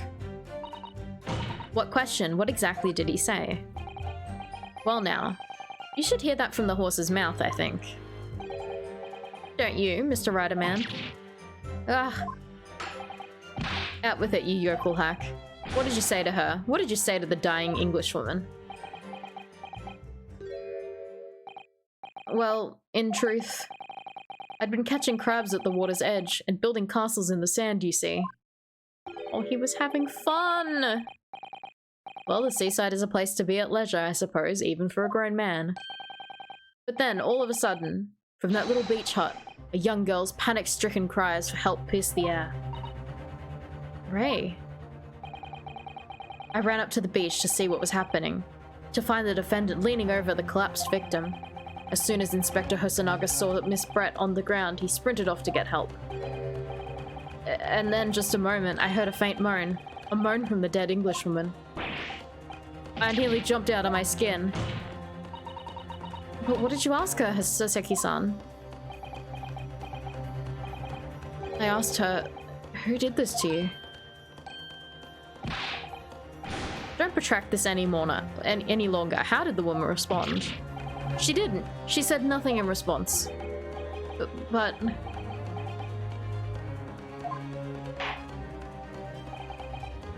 When in the stand, you will answer the question asked of you unambiguously. Now, without evasion or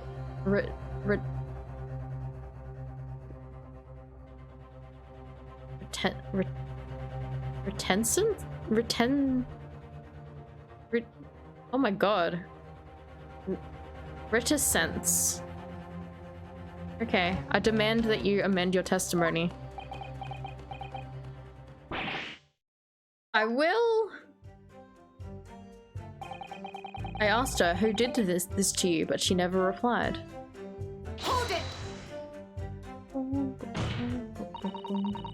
So you tried to find out who the culprit was. He who asks questions is a fool for a minute. He who does not remains a fool forever. And having been labelled a criminal twice during my time in Great Britain, I was quick to make up my mind. Better to be a fool for a minute than remain a fool in prison forever. However, you've indicated that the victim failed to respond, is that correct? I know why. I know why the Englishwoman said nothing. She was ignoring me because of my stupid mustache, because I'm Japanese. Oh dear. Soseki-san really developed a dislike for the English, it seems. Having read the report in his time in Great Britain, I can't say I'm surprised at his xenophobia. But the Englishwoman didn't ignore you at all, did she, Mr. Riderman? Well, yes, alright.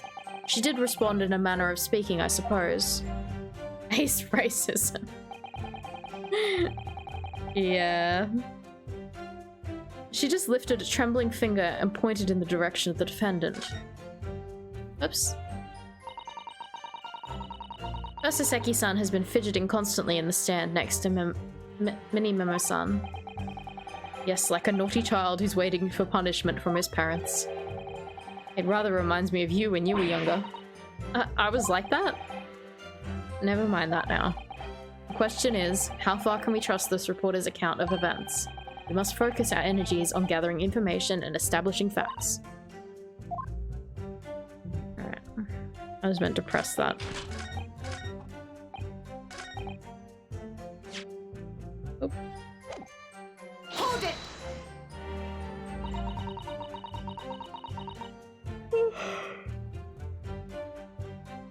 Miss Brett pointed a finger at the defendant. Saseki-san, is that really true? It's not easy to stand here and say this, but when we first entered the beach hut, the Englishwoman was sprawled on the floor before us, with the student girl standing on the far side of her. When I asked, "Who did this to you?" the Englishwoman summoned her last ounce of strength to point a trembling finger at the back of the hut, which was, as it can't be denied, in the direction of the student girl who stands accused today. No. Saseki-san, why on earth did you neglect to mention this in your original testimony? But fiddlesticks, I say. That's not a This is not a British court of law. You will respond in Japanese. Fiddlesticks is British. Yes, of course, the Englishwoman did point her finger towards the back of the hut, but I was trembling, and she was trembling, and everything was a blur. And thinking about it, I feel as though perhaps she was pointing in a slightly different direction. Actually, no, not slightly, in a very different direction to where the student girl was standing. Somewhere to the back of the hut, where nobody was standing at all. You mean that your memory of events and the direction in which the victim was pointing are both unclear? Yes, that's it, unclear. I'm very, very unclear. Objection! Objection! Your Excellency, surely this proves the matter beyond all reasonable doubt. Yes, the woman may barely have been conscious, and yes, perhaps her finger wavered slightly. But there can be no doubt that this was an attempt by the victim to confirm the identity of assailant. Why? Hey Zylo, how are you?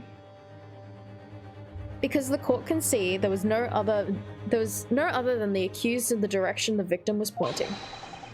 It is now abundantly clear that no one besides the accused could have possibly committed this crime. I am inclined to agree. And in the absence of any credible argument to the contrary, I believe we can now conclude this trial. Doing okay? Just woke up. Hope you're having a nice day. I'm having a good day. I'm having a good day. Oh my gosh! Oh my gosh! Sushi raid! Sushi, thank you for the raid! How was your stream? Welcome on in, everyone! Thank you for the follow!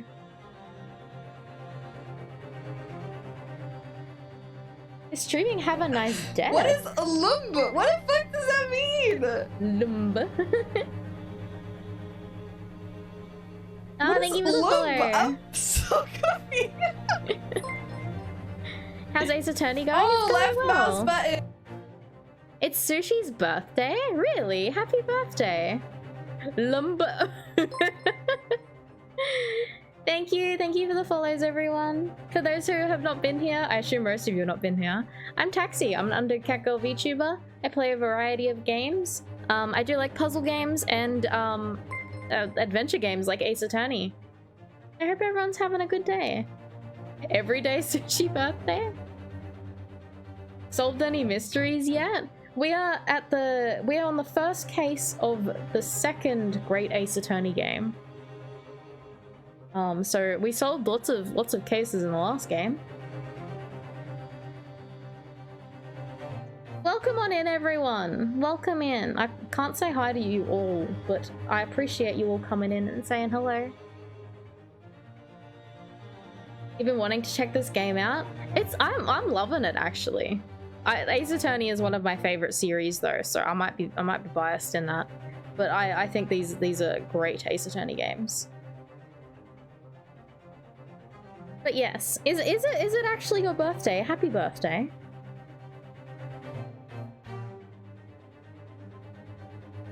It's a classic one.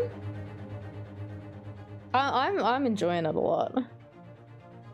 It's not your birthday, don't listen to them. Well, happy birthday, even if it's not. Aussie accent? Are you guys fans of Aussie accents? It's your birthday too, Smog.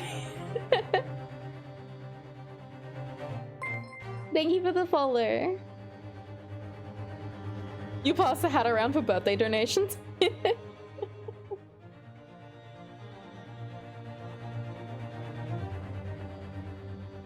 But yeah, how is everyone? I hope you guys have been having a good evening or morning or whatever time it is for you guys. It's evening for us right now.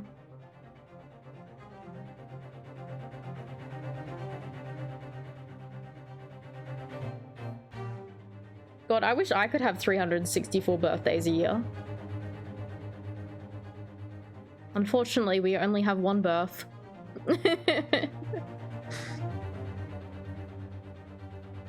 We're getting there. Yes, thank you again so much for the raid. I appreciate it. If you guys are wary of spoilers for this game, I will just give a warning that because it's a mystery style game, if you do plan on playing it, there might be spoilers to answers and stuff like that and twists. So I will give that warning before I continue on. But I appreciate you all hanging out here, and if you guys aren't worried about that, feel free to have a look, whatever you need to do. Alright. What do I like about Ace Attorney so far? Specifically these games, or just Ace Attorney in general? Because I have liked Ace Attorney since... God, like... 2009 or something? A while. I've liked Ace Attorney for a while now. You'll be lurking to avoid spoilers. That's all good. Thank you so much for raiding. I appreciate it. In general, I just love I like solving puzzle games and stuff like that, and that scratches that itch. And I also love the way that they have such lively characters. Like, I love the original Ace Attorney trilogy, and I also love Apollo Justice as well. Like, Apollo Justice has some of my favorite characters in the series. But the Great Ace Attorney is up there as well. Like, I really enjoyed the first game of this. Interesting.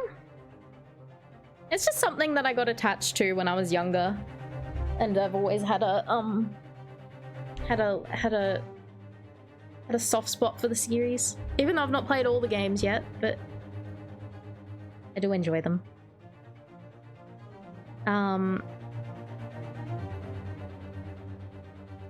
Did I ever play any of the Nancy Drew games? I have not, but I've seen some people stream them, and they look like they might be fun. They look like I might have to give them a go one day. I do like a good mystery adventure game. So maybe I'll give a Nancy Drew game a go at some point. And in the absence of any credible argument to the contrary, I believe we can now conclude this trial.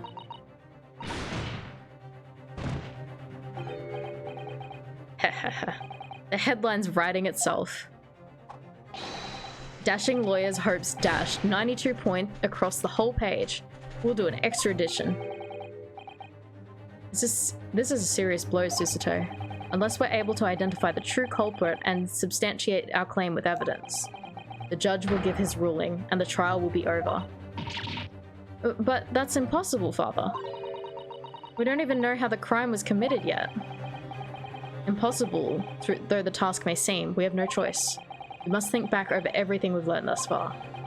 Somewhere in all those details, I'm confident we'll find the clue we need. Ray gave us her account of how events unfolded in the defendant's antechamber before the trial resumed. She told us what happened at the precise moment Miss Brett was killed. The Englishwoman was sitting at the back of the hut, listening to what I was saying.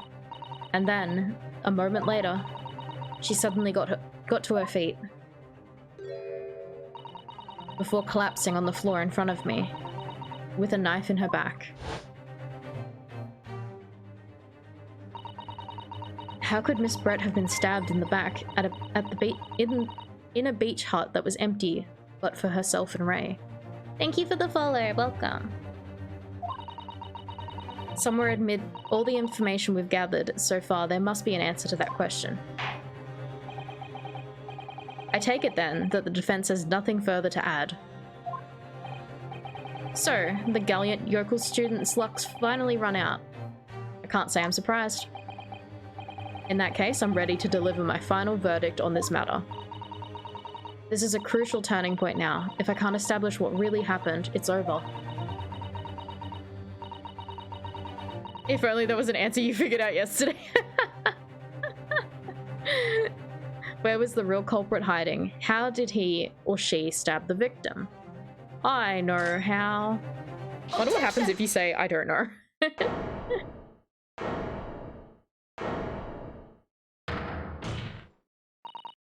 Your Excellency, I respectfully ask you to postpone your adjudication for the time being. The fucking wording in this game. Oh, to what end, Counsel? The defense would like to present the court with an alternate theory. An alternative theory that can explain who the victim was actually trying to implicate with her dying gesture. Objection! An alternative theory? Huh, none exists. Objection. There was someone else present at the scene who could have committed this crime. What? And the victim, Miss Brett, tried to reveal who it was to those around her at the time. Formal language is like a completely new language. Yeah. I feel like just because of when this game was based, it's a bit more wordy than other Ace Attorney games. So I found this quite hard to read out. By mustering all her remaining strength and pointing a trembling finger in the killer's direction. This is fiction, fantasy. Very well. As you seem so sure of yourself, Counsel, I'm prepared to hear your alternative theory. So, young Yutaro Naruhodo. Yes, Your Excellency. You will present your latest theory to the court by means of this plan. In the moment the victim was stabbed, where exactly are you proposing the culprit was concealed? He was here, behind the seat. Take that! Take that. Naruhodo-san would never give up, and I'm a Naruhodo now. The true culprit who fatally stabbed Miss Brett was concealed in this location here. Are you mad, Counsel? You're suggesting the culprit was outside the hut? What? Order, order, order. But student lawyer Naruhodo-san Esquire, that makes no sense at all. You've just pointed out the exact spot where I was hiding to get my scoop stamp. But I didn't see any suspicious individuals loitering about, I could swear to that. Obviously, if the culprit had been outside the hut, there's no way that he or she could have stabbed the victim who was inside the hut. Are you good at these types of games? I've had to look up one answer so far in this game. There was one testimony I was stuck on. I don't know, I consider myself average. Actually, Prosecutor Aoichi, there is a way. And, in point of fact, the defense can provide evidence strongly suggesting that is precisely the way Miss Brett was killed. You're bluffing. You're bluffing. The defense assertion is clearly too fantastical for the court to comprehend. You will need to give us more guidance, counsel. What piece of evidence corroborates your theory that the victim was stabbed from outside the hut? Ooh. Take that! Oops. I wasn't meant to present that, but I think that's the answer anyway. I was gonna look at the picture first. The original photographic print of the crime scene? Yes, it's clearly visible in this print. The trace of a fatal thrust that was delivered from outside the beach hut.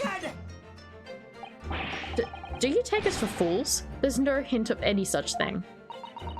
I'm not sure that everyone present would agree. Someone, at least, appears to have noticed what it is that I'm referring to. Counsel, once again, I must call you to be explicit for the court. Where on this photograph is the trace of the stabbing, which you claim took place from outside the hut? The little gap for the knife. Take that!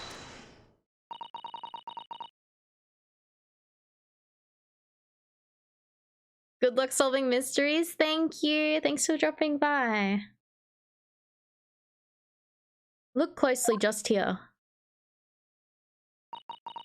In the screen at the back of the hut. Thank you for the follow. I appreciate it.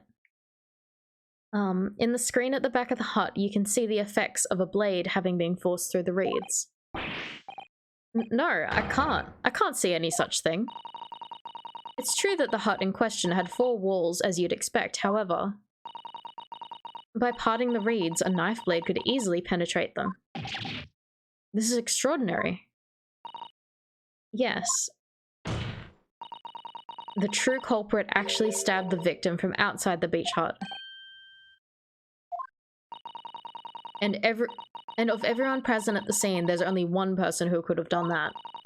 Only one person who was directly outside the hut when Miss Brett was killed. Right in many memo. It could have only been you. No! Attention! Just that you'd follow before you leave? Thank you, I appreciate it. This preposterous idea leaves me almost speechless. Just look at the photograph again. The victim lies almost exactly in the center of the beach hut, does she not? Are we to assume this part of as part of this facial scenario? I'm not sure how to pronounce that word. And that the assailant was a knife thrower? Attention! No, of course not. We're not? If you recall the testimony of the defendant about the events just before the victim's death. Inside the beach hut, I confronted Miss Brett. But she just sat on the stool at the back of the hut, smiling sweetly at me as if she knew she was untouchable. A stool? Have another look at this photograph. The slit in the reed screen would align perfectly with the back of a person who was sitting on that stool. My word, so in fact, the victim was killed while sitting on that stool by a stab wound to her back delivered through the reed screen. Having been attacked, Miss Brett rose to her feet indistinctly. And then, unable to speak, she collapsed on the floor in the middle of the hut, before the defendant, Mbami-san's appalled eyes. And that, Your Excellency, is the truth of what happened on the beach that day.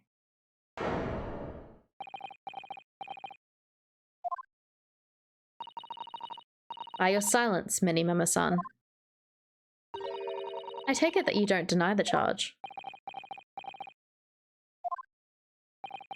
This is absurd. That will do. It would appear that we have a tacit admission of guilt from the witness. Accordingly, this court has successfully established the truth of this matter, which means that the defendant, Membami-san, is innocent of the crime. Oh, thank goodness. I finally made him cave. I must say, I've never been more proud. No, this can't be. The Ouchi clan can't. What of my growth? My growth of hope? It wasn't an apparition. I can't accept this, I won't. I see no reason for the continuance of this trial. I will therefore move to conclude proceedings by delivering my final Ah! Gobo the Goblin, hello! You cannot stay, but you wanted to give you these. Thank you so much. Thank you for the bits. I hope you're doing well. This is all very convenient. This is how the highest court of our mighty empire delivers justice, is it? Suppressing well-meaning citizens' freedom to speak and branding them as criminals. Perfect timing. It covers their faces. But we've established that the victim was stabbed from outside the hut through the reed screen walls. And no one but you was in place at the time to have this hand on the hilt of the blade. It's all perfectly logical deduction. So, your argument hinges on the location of whoever stabbed the Englishwoman, does it? Well, it seems a little irrelevant now. Irrelevant? Where she was stabbed, how she was stabbed? It doesn't matter. I mean, whether she was stabbed at all makes no difference, if you think about it. After all, this trial's already shown the whole thing hinges on something else. What does it hinge on? What are you talking about? Brace yourselves, little man. I'm talking about the fact that everything's changed because of the dirt you dug up. What? Enough obscurity. Explain yourself, witness. What's to explain? I'm talking about the poison, of course. The poison? Let's ask the professor for a comment on the situation, shall we? Understand that a deadly poison you were developing was stolen from your laboratory, correct? And it's been shown that the poison was administered to the victim, Miss Brett, is that right? That's correct. The unusual constriction of the victim's pupils is a sure sign that the particular poison was used. I see, I see. So presumably that means that the victim already had the poison in her body before she was stabbed. Ah, I guess like if you stabbed this person and she's already technically gonna be dead, it's irrelevant. Given that her pupils were clearly constricted, it seems highly likely, yes. If she had been dead already, the poison could not have circulated in her blood.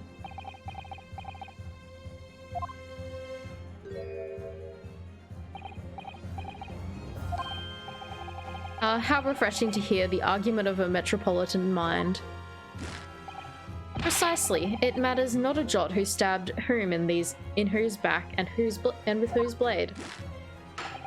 Because, quite simply, the Englishwoman's life was taken not by the knife, but by poison. Objection! Objection. But that can be explained by the poison being in the blade, as I already— Objection! Hahaha, forgotten already, have we, yokel? During these very proceedings, the laboratory of the professor at your side assisted in proving that the blade of this weapon used to attack the victim had no trace of poison on it whatsoever. So let me get this down. The facts, as skillfully established by the defense in this trial, turn out to be the headline-making red herring. Is that about right?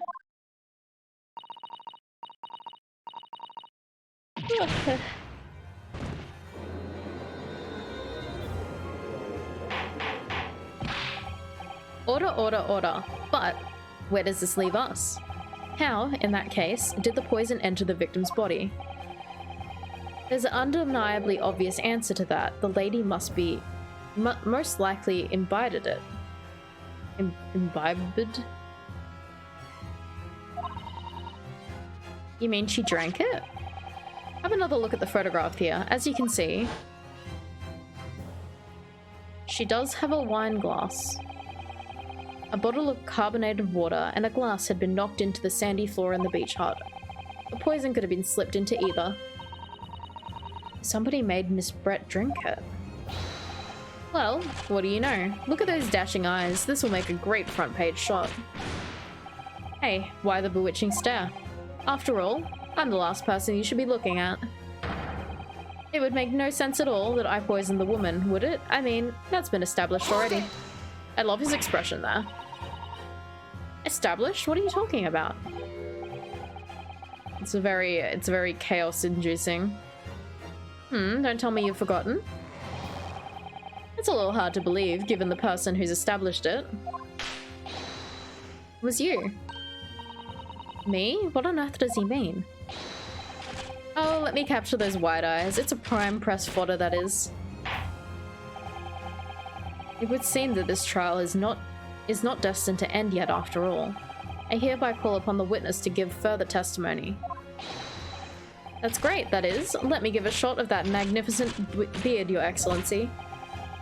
You claim it to be impossible that you were the one responsible for administering the poison to the victim. You will explain to the court in your testimony the basis upon which you make such claim. I'm a journo and a man.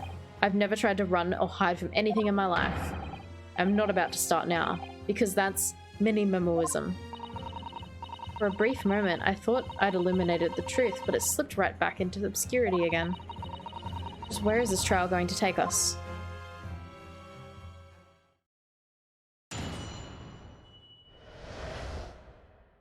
Does Soseki-san have anything else to talk about, or is he just there? He is just there. Oh yes, I stabbed the Englishwoman, and that's the very fact that proves I'm innocent. Because why would I have bothered to stab the woman if I'd already poisoned her? When I heard the student girl and that pompous English murderer arguing, I got my goat. If the courts weren't going to punish Brett for what she did, someone else would have seen justice done.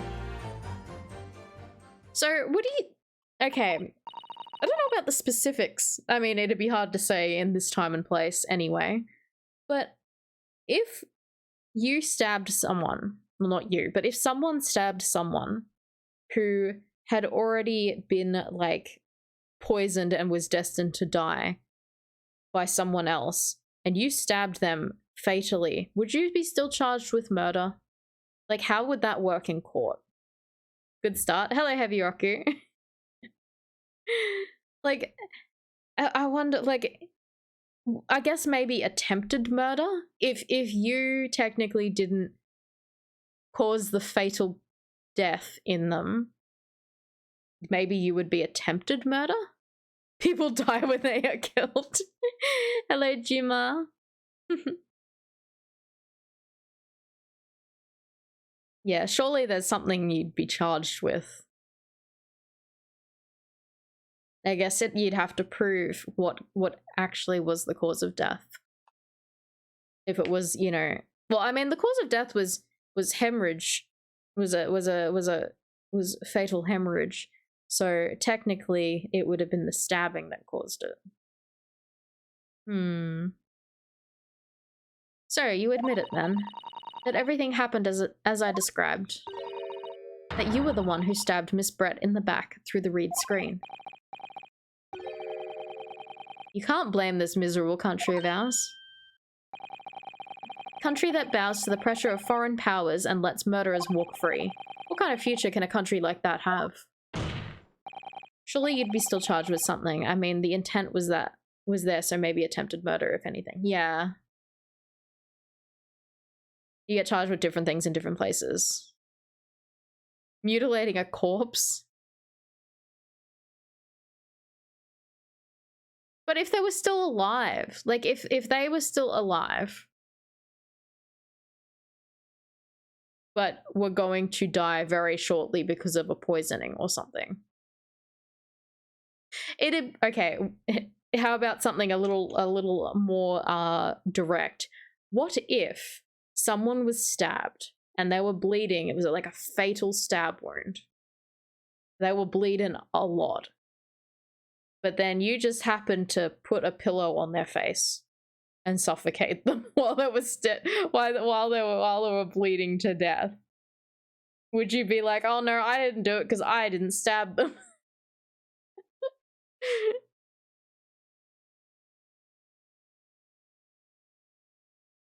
Well, no, she wasn't already dead. She was going to die because of the poison.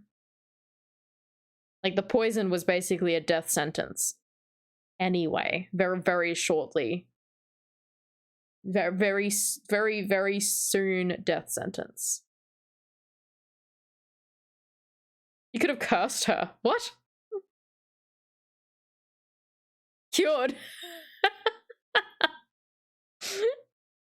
Yeah, she was almost dead. So, like, she'd already been poisoned, so she probably would have died very soon.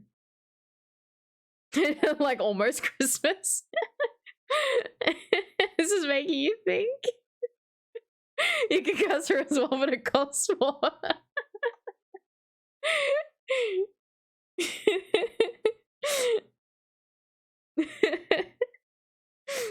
She was almost dead, which means she wasn't dead yet.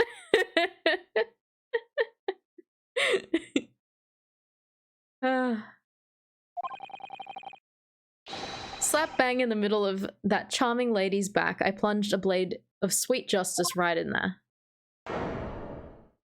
Almost dead, miss. As someone who spends his life seeing that the truth is told, I feel really, really awful about giving false information in my testimony before. But as it turns out, there was somebody else who had it in for the victim and got to her before me. That's right, you guessed it. That pretty little student girl. Now there's a woman after my own heart. You're implicating Ray again. She's the one who gave the poison to the Englishwoman and ended her pitiful existence. And suddenly, snap, this journo here is off the hook. We're all gonna die eventually, so it's totally fine to stab people. Yeah, like, look, alright. Look, we're gonna die soon. We're gonna die eventually in our lives. Everyone dies. So what's a little fatal stabbing? You can't be charged for it because they were gonna die anyway. The argument is sound, certainly. If the witness had administered the poison himself, he need only to have waited for it to take effect. Subsequently, stabbing the victim in the back would have been entirely nonsensical. And therefore, this reporter had nothing to do with the poisoning. Yes, it's all quite logical. That's right, it is. Logical and true. I'm glad you've all seen the light. Justice at last. I fucking love this one sprite animation. I love him. This is unbelievable. And after I'd made such progress in proving his guilt, is he gonna get away with it now?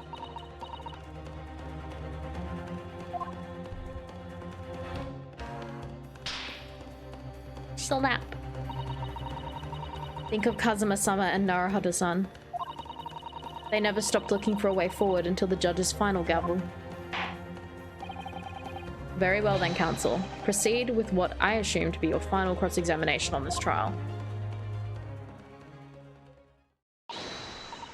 Yes, Your Excellency.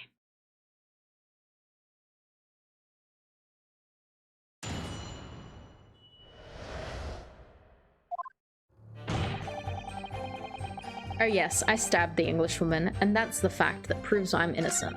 Oh wait, I've read all this. Hang on, we just gotta press it. I should save.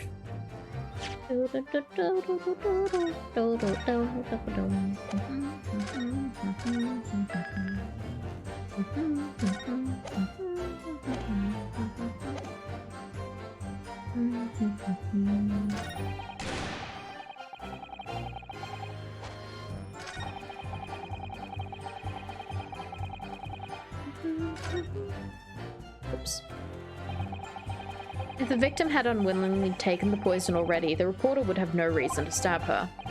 On the face of it, that logic sounds entirely reasonable. But there's no question that the man was responsible for Miss Brett's murder.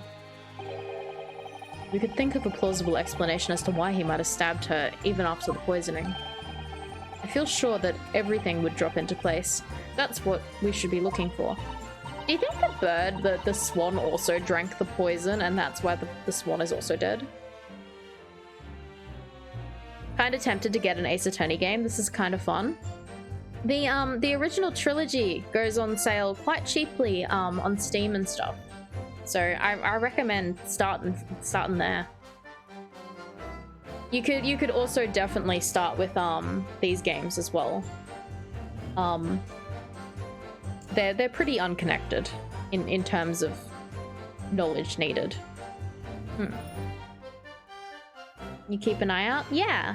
Do it. Let me know if you play them. I'd like to know what you think. The original trilogy is much older though than these games, so it's less fancy with the fancy 3D models and stuff like that, but they're still very good.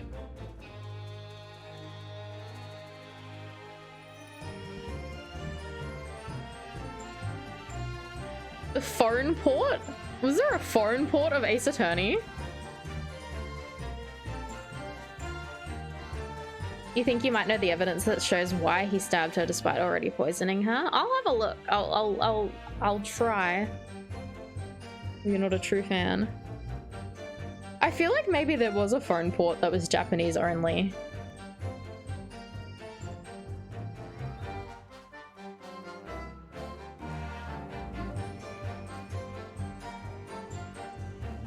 Yes, the clown girl.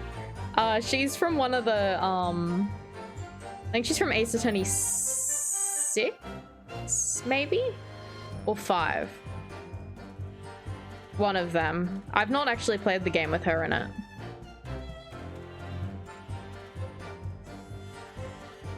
Her game's absurdly hard to get due to the eShop shutting down. Is the mobile version still out?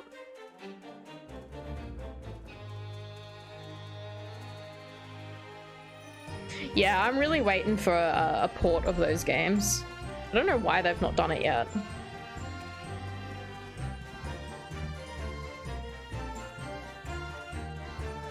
But I will say that if you're gonna start with the mainline Ace Attorney games, you're gonna have to start with the trilogy.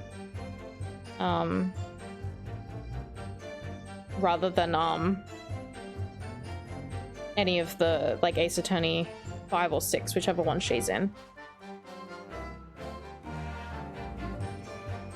Might try the original trilogy when it's on sale. To put her butt, her whole butt, and nothing but her butt on my face.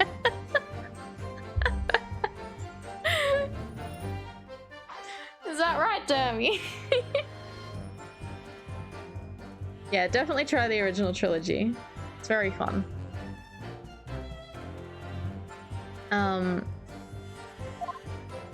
Alright.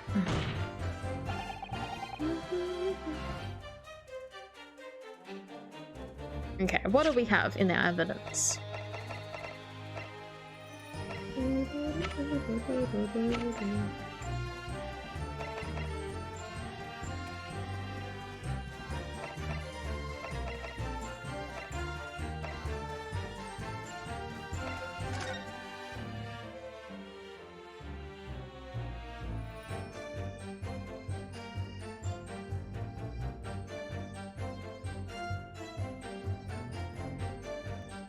They're not super... Yeah, they're not super connected, but I wouldn't recommend a new fan to start with 4, 5, 6. Like, I don't know.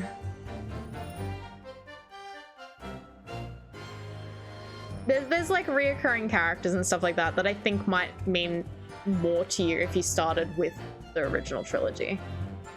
I think that that's probably the best starting place, in my opinion.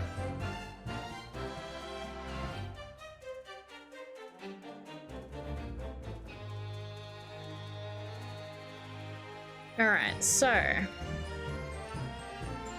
start with the Leighton game? You probably could. You probably could start there.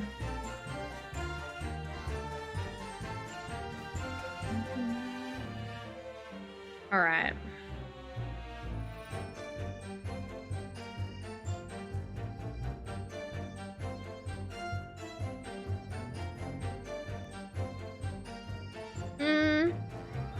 I feel like they're probably more connected to Nier Automata was.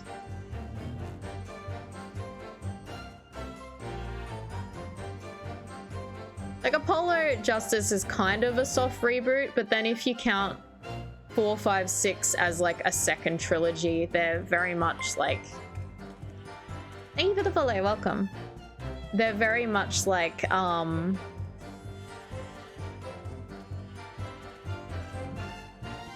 don't know. I feel like you'd get more out of it playing the other games. Like I wouldn't suggest it that way. Whereas like I'd easily suggest go play Nier Automata before Nier Replicant. Definitely. Like there's no reason you wouldn't. I got just as much out of Nier Replicant after playing Nier Automata. So it didn't ruin anything for me. But I do know someone who started Ace Attorney with Ace Attorney 5, so I don't know.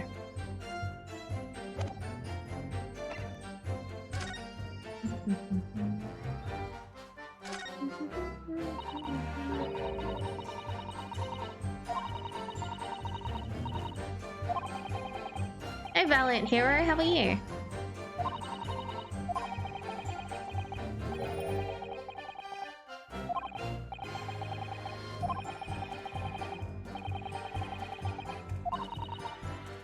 Nines is best boy. I love Nines.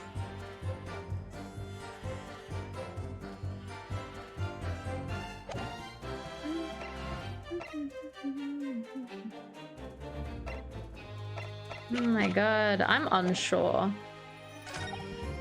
Why would I have bothered to stab the woman if I already poisoned her? Is it to frame the other person? Because you set it up to frame them.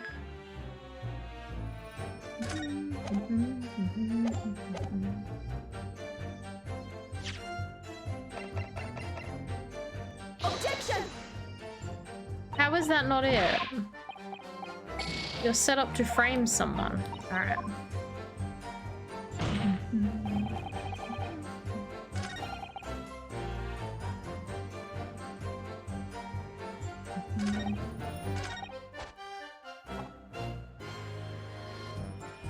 Because you just like stabbing people. Ever thought of that, you fancy lawman?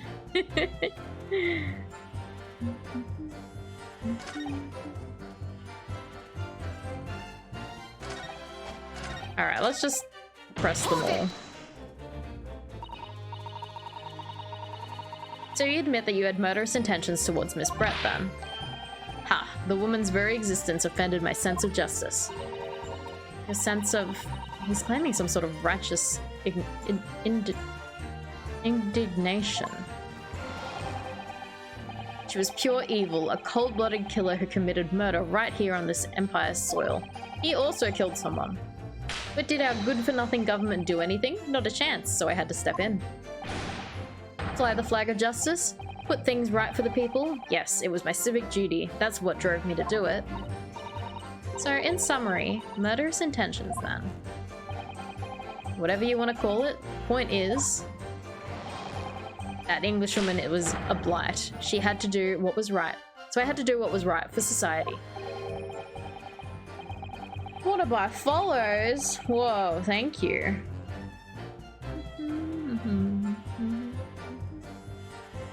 Yet a real wrong was done by the student girl in the dock. A crime for which she must pay.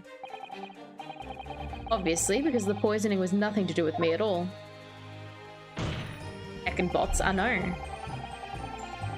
Because why would I have bothered to stab the woman if I already poisoned her? Exactly. Slow down, you copping that link? So you still maintain that you didn't give the poison to the victim? Obviously, that'd be like putting a belt in your trousers when you're already wearing braces like these. The accused administered the poison, following which this witness stabbed the victim. An unforgivable act, certainly, but not one of murder. That crime rests on the accused's shoulders. That is how the law works, you see, yokel. Who knows, you may even learn something here today.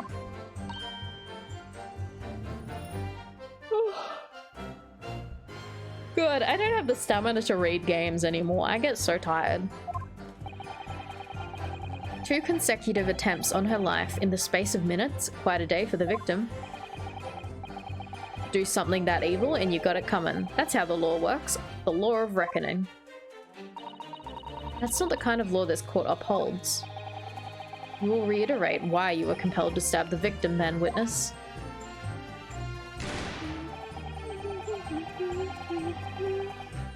When I heard the student girl and the pompous English murderer arguing, I got my goat. He got his goat out? Blah. What exactly were they arguing about? About what happened in the restaurant 9 months ago, that's what. That student girl was laying into the Englishwoman for killing her beloved mentor, Dr. Wilson.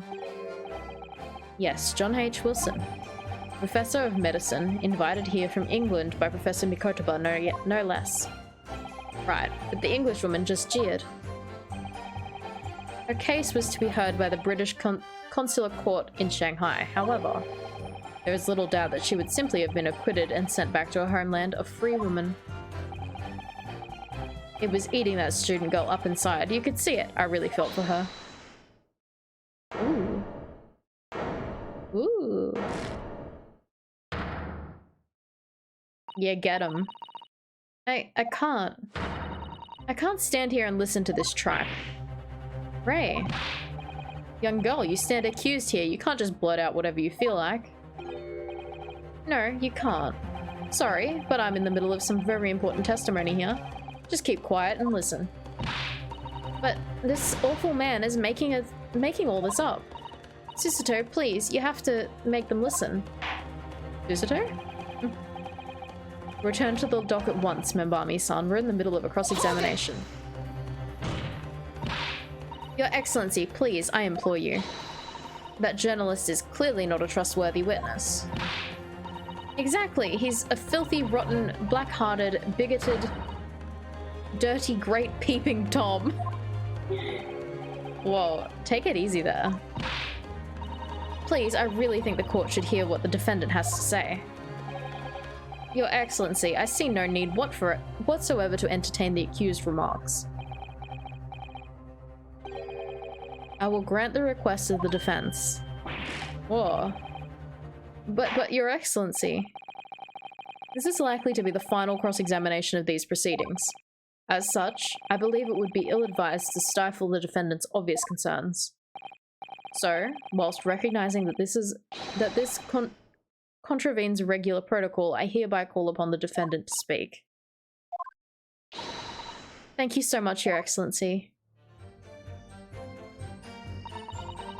It was nothing to do with Dr. Wilson. We were discussing the stolen poison. Ooh. Hold it! Stolen poison that killed the victim, you mean? I suspected her of being the one to steal it. I mean, just think about how she killed Dr. Wilson. That's true. Additionally, Miss Brett certainly had knowledge of the new poison. But surely it would be no easy task to steal a highly secret toxin being developed by the government. Indeed, all visitors to the laboratory are thoroughly searched when they leave. Even if a thief managed to avoid being seen by a colleague, getting the poison out would be very difficult. That's true. I pestered Professor Mikotoba until he agreed to show me the poison when I visited his laboratory, but as I left, I was searched from top to tail. Miss Brett rather bluntly revealed the existence of the toxin we'd been developing, you see. And since Soseki-san expressed such an interest in it, I felt unable to refuse. I love how he put his thinking, like his hand to his chin to think, and then Susato did the same. It was very cute. Obviously, I gave nothing away, other than the fact it was an extremely potential substance. very ashamed of myself. It's just, I've had a singularly terrible experience with a deadly poison. I wanted to look my old enemy in the eye. Surely you can understand that. Susato is copying Runosuke's sprites. Yeah. Yeah, she is. I just particularly liked how her and her father just did the same animation though. To find out if my suspicions were true, I confronted Miss Brett about the poison. I told her if there were to be an incident involving it somehow, it wouldn't just be at the university, the military would be dragged into it. The whole government even. It'd be a complete disaster. And how did Miss Brett respond to your concerns? She just curled those beautiful lips of hers and said she didn't know the first thing about it, in English actually. Ah yes, Many Memo-san, one small question, if you don't mind. I do mind. Can you see I'm busy? Clearly you were outside the beach hut listening in whilst the defendant and Miss Brett were conversing. Presumably then. Was it you who wrote this article about what you heard?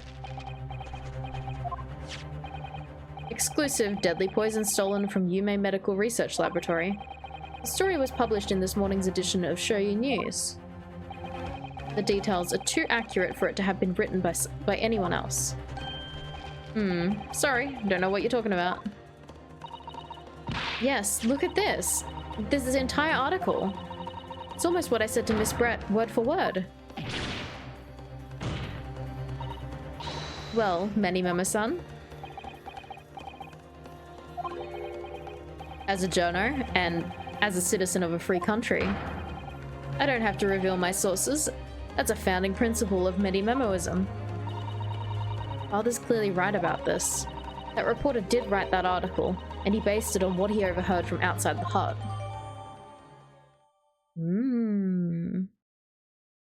Article about poison. Many Memo-san based it on information he gleaned from eavesdropping. So that's what it was all about. You were trying to cover up the fact that you were listening in. That's why you came up with that stinking story about me arguing with her. Shut up. My stories never stink. Look, whatever you say, little girl, it doesn't alter the facts. Your Excellency, there's something I want to say, and I want it to go on record. Very well, you may amend your formal testimony.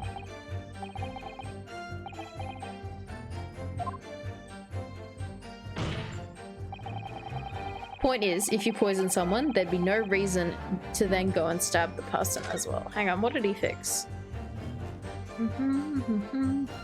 Yeah, there's a lot of broken pencils. The stolen poison that killed the victim, you mean? Oh wait, we've seen this.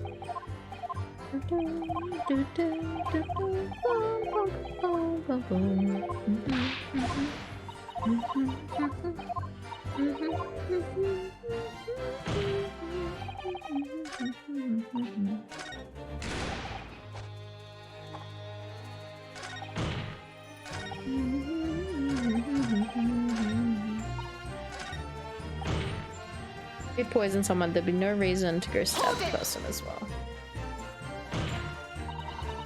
Perhaps you doubted the efficiency of the poison and thought to make sure your victim would die. That's horse dung. What?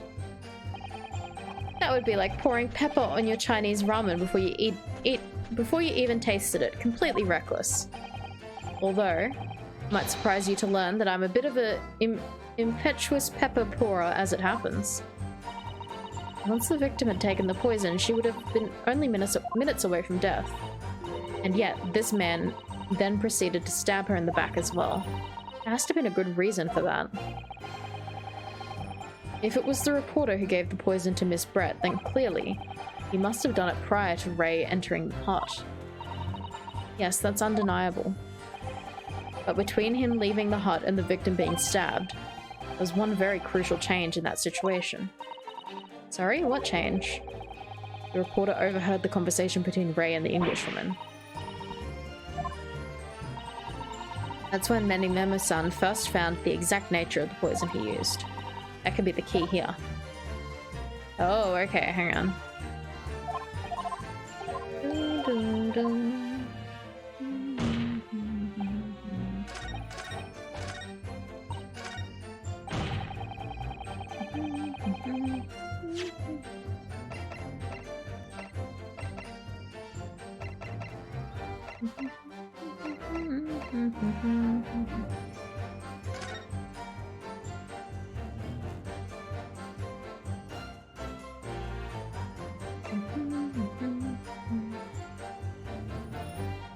Via the mouth or via a wound from a poison-laced blade would prove fatal in minutes.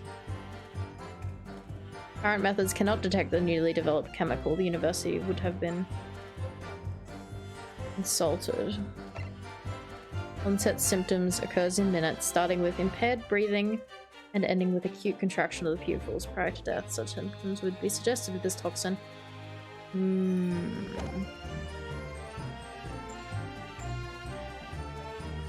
Maybe he didn't want it to be obvious that it was this poison used. Objection! Yeah. Well, I could think of one reason. What? But before I explain, I'd like to confirm something for the court. Did you glean all the information for this newspaper article from what you overheard inside the hut? Of course he did. There'd be no question of that. After all, when we were all in the laboratory together, we were all told that it was a terrible toxin. And there's one more important fact to consider. According to the witness, Membami-san's verbal attack against the victim began as soon as she entered the hut. In other words, it would have been impossible for her to have slipped the poison into Miss Brett's drink. Objection! Where are you going with this, counsel? Memo-san has made it quite clear that he observed every single thing that happened in the beach hut. If the defendant had somehow found an opportunity, this man would have seen it. Which means that Miss Brett could have imbibed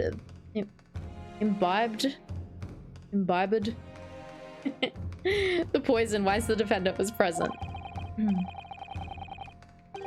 In fact, it must have been administered to her before Membami-san entered the hut. Yes, very articulately put. When I walked into the hut, I immediately started to press Miss Brett about the poison. At which point, Memo-san overheard some worrying information. Worrying information? What worrying information?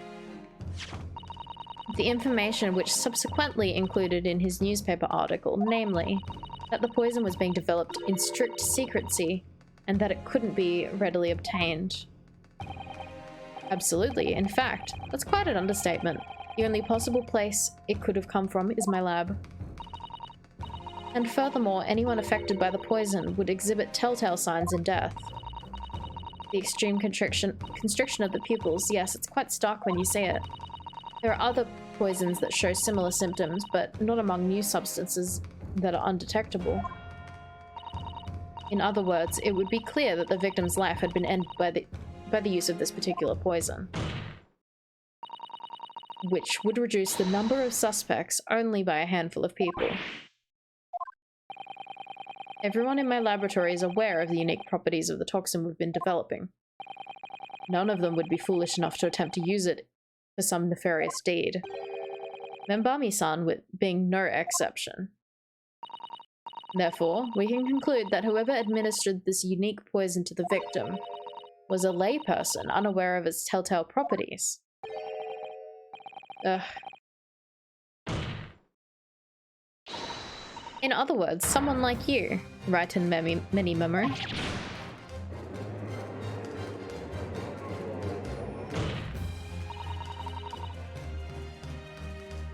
It was you who stole the poison from the laboratory that day. And it was you who administered it to the unwitting victim. But you quickly realized that was a terrible mistake. Because the poison caused such unusual symptoms and was so traceable. As you listened in from the far side of the beach's hut's thin walls, you learnt these facts. But you'd already given the victim the poison at that point. It was too late. So you hatched a plan to disguise your mistake. A plan that involved stabbing the victim in the back through the reed screen. Objection! But what could that possibly do?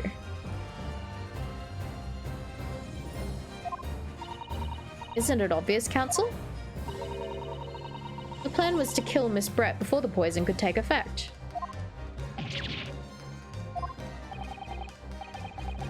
Once in the blood, the poison causes the onset of pupil constriction, but he had hoped to precipitate the victim's death before that happened, hadn't he?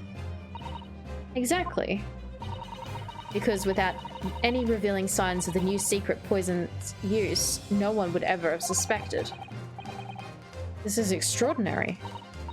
Yes, the effects of the poison meant it would be too easily identified, so the killer had to mask its use, which he attempted to do by plunging a knife into the middle of the victim's back. We got him.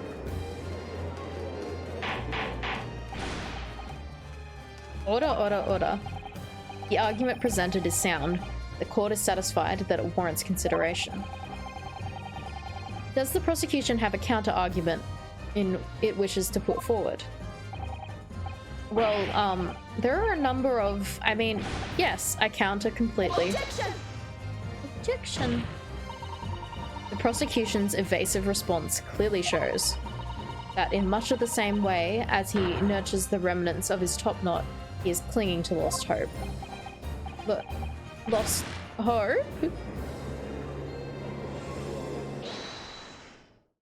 Oh my god, who's holding it now? Who's holding it?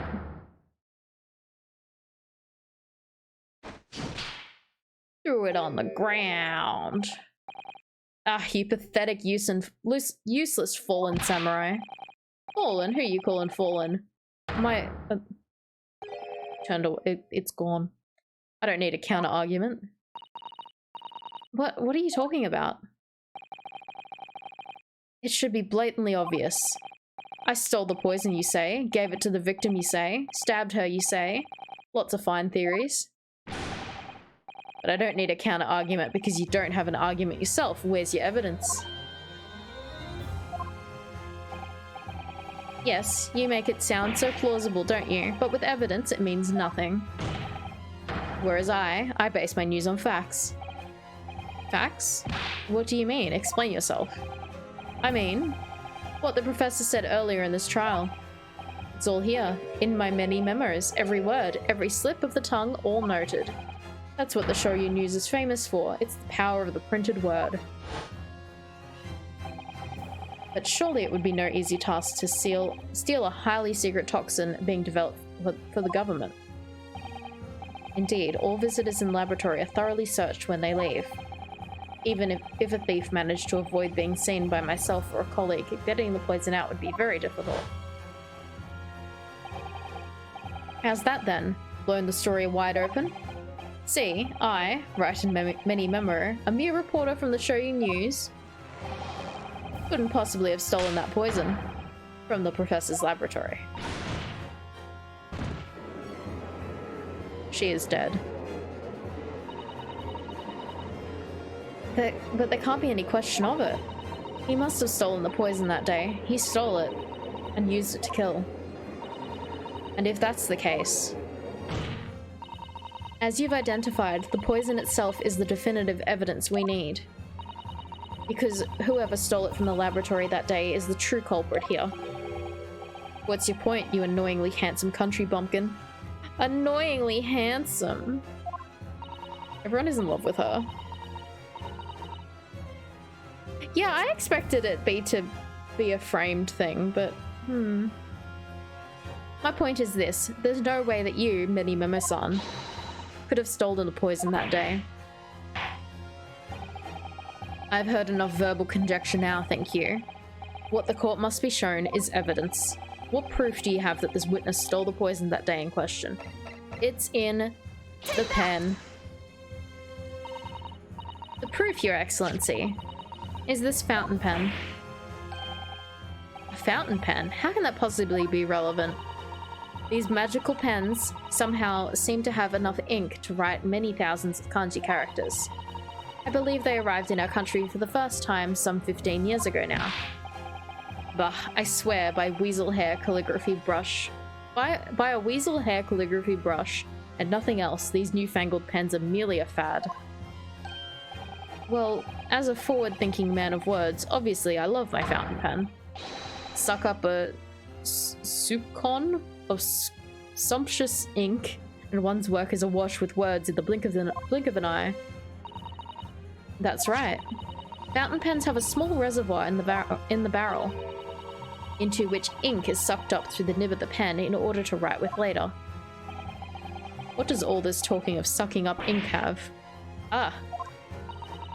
And, just as it's possible to suck up ink into the reservoir, it's also possible to eject it through the nib again, of course. My word. Can this really be? Well, many Mema-san. When you saw the deadly poison before your eyes in the laboratory that day, you used your fountain pen, your very lifeblood, to steal some of it, didn't you? By siphoning the poison up through the nib and into the pen's reservoir. Oh, we got him. Objection! Objection! More absurdity. That never happened. True. We've heard that there were procedures in place to prevent thefts like this from the laboratory. But would anyone have thought to look inside a fountain pen of all places? No, I'm a little ashamed to say that for fear of offending our guests, such a detailed search would have not been conducted. Well, this is quite startling, I must say. I remind the court that this pen was found in the clutches of the victim when she died. In other words, it was dropped at the scene by Many Memo-san. So, the crucial question is, when exactly was the pen dropped? Are you suggesting... The natural conclusion is that in your haste to act whilst the victim was distracted for a moment, you dropped the pen after you emptied the poison from it into her glass. Objection! There could be any number of alternative explanations. For example, the witness could have been using his pen to write down details of his conversation with the victim. And when shocked by one of her outrageous answers, the pen fell from his quivering hand. Objection! No, that can't be. If it was, how do you explain why the pen was devoid of ink?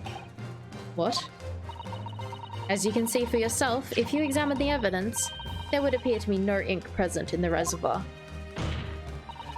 What newspaper reporter goes to an interview to someone with nothing in his pen? No, the pen was dropped after the poison that filled its reservoir had been emptied into the victim's glass. We got him. Witness, what do you have to say in your defense? Wahahaha, this is how our modern justice system works, is it? So, what if the ink in my pen runs dry? What if my pencil snaps? I can always claw my way back into the game. I have plenty in reserve. That's where he has all his pencils. Oh my god, he threw them!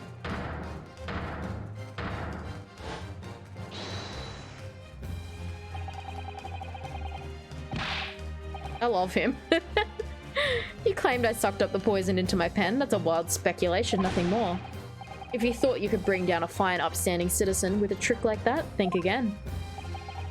It looks as though I'm going to take one final decisive blow to finish this matter. As I see it, the situation is now very simple. It rests upon whether or not this witness did indeed steal the poison on the day in question. And therefore, it all depends on whether the victim, whether or not the defense can prove that he did with evidence. Where did I read victim? No such evidence could possibly exist. Objection! Many Memo-san, this is how our modern justice system works. What? In the courtroom, evidence is everything. Something you would do well to remember. Because we are well past the point of speculation at this stage, I assure you. Very well then. I call upon the defense to present the aforementioned evidence. This is it then. This will be the final piece of the puzzle. The defense can prove by means of this item that it was the witness's pen that was used to steal the poison. Take that! The reagent. Council, what is that bottle? This bottle contains the unique chemical reagent that can identify the poison in question. Yes, that poison is an entirely new synthesis of alkaloids developed by my colleagues and I. It would be impossible to detect traces of it by any other method. Or, from another perspective, simply with this chemical reagent, anybody at all could check for traces of the poison. A reagent? What? One drop of the contents of this bottle on the tip of your fountain pen, Mini-Memo-san, is all it will take to solve this case beyond all reasonable doubt.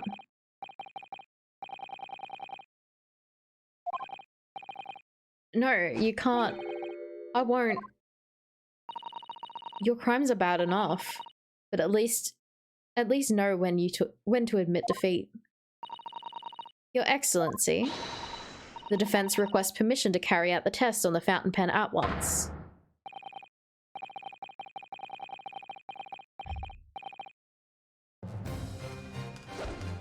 Oh no! He's got a flail. He's flailing his camera. Oh my god.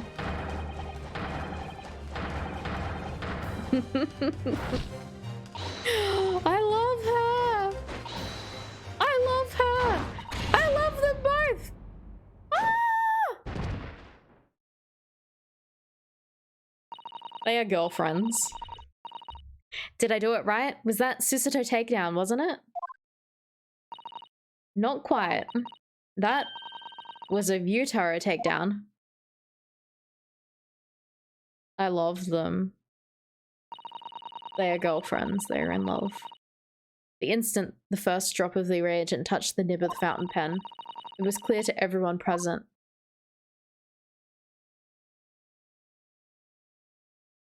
Oh, he's sad. When I saw it there in the lab, the poison, the devil got a hold of me, and I decided to do it on a whim. I excused myself and emptied all the ink down the sink in the bathroom, washing the reservoir out carefully. And then you waited for an opportunity to suck up some of the poison, didn't you? They are icons. Into your fountain pen. Yes, that's right. Answer me one thing, Mini-Memo-san. Why did you steal it? For what purpose? Isn't it obvious? To find out what it was made of and expose it in an article. I mean, it was a secret project after all, too juicy for a journal like me to pass up. Then why did the Englishwoman end up dead? I went into that hut intending to quiz her on the situation, that's all, as a reporter. A known killer enjoying full freedom, evading justice by leaving the country. I told her what I thought about it. And she just laughed in my face. Oh, what's this? A Far Eastern caveman purporting to practice journalism. Really, you must learn the difference between reporting and listening at doorways, you ignorant plebeian. What did you call me? This country, with its pretensions to a justice system, to a free press, it's really very depressing. God, I hate this woman. You see our superior ways in the West, yet you lack the mental capacity to emulate them. Get out of here, you oaf. Get out and crawl back into the cave you came from. She's horrible. That's when I remembered about the deadly poison I happened to have in my pen at the time. What a terrible tale. In my head, I knew I should just get out of there as quickly as possible, but I couldn't. I couldn't let her get away with what she'd done, when she clearly had no remorse at all. I suppose it was my journo spirit, getting all fired up.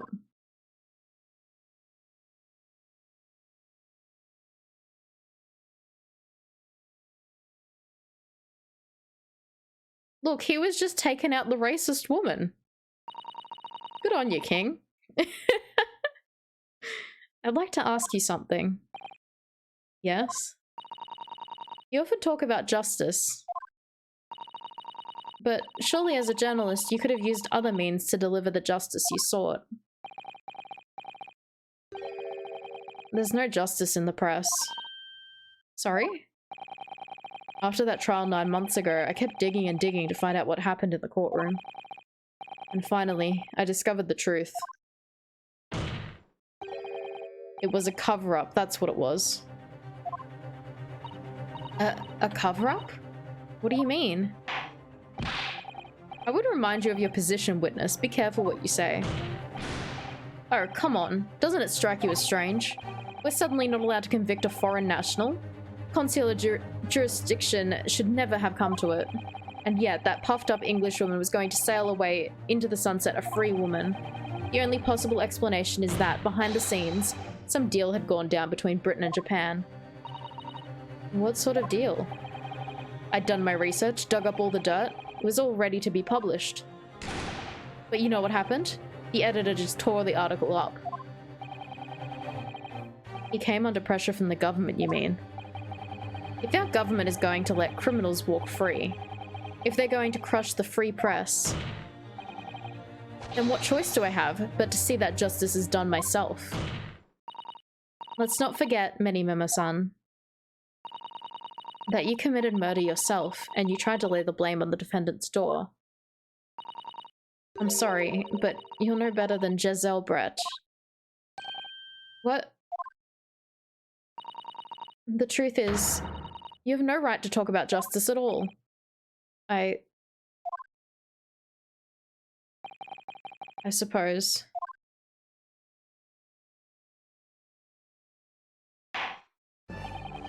It would appear that we have reached a conclusion in this trial at last. Counsel for the defense, Yutaro Naruhodo. Oh. Yes, sorry, Your Excellency. Just musing in a manly way there. It's almost unbelievable that this is your first experience in the Supreme Court. It was an excellent performance. In truth, it very much reminded me of your cousin's exploits. Oh, Naruhodo-san. Ryunosuke, you mean? The way he handled the trial 9 months ago, and the way you handled this one, gives me hope that we are genuinely entering a new era of justice in this land. That's very flattering, Your Excellency. Hearing the defense you put forward today made me feel most keenly that the future of our justice system will be forged by you and your contemporaries. Thank you. So, Prosecutor Aochi, do you have any final thoughts? What has he got there? Prosecutor Aochi? I, Takatsuchi of the Aochi clan, have been bested by a callow youth. Not yet once, but twice. Is he committing Sudoku? If there was any shred of my former self left, it has withered and died here today. Gosh, your journey to cultural enlightenment sure took a while, didn't it? Silence. Rather than living in shame, I will end it all now with this blade. For this is the true path to Aochiism. Aochiism? One hopes that the only way in which he'll be modeling himself after the witness.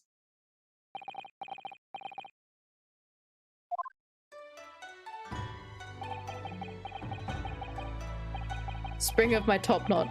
The time is right for farewell. Hope is lost forever. Takatsuchi.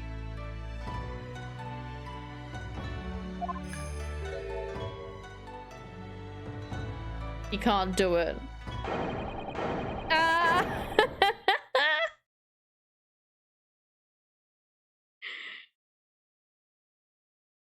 Aww.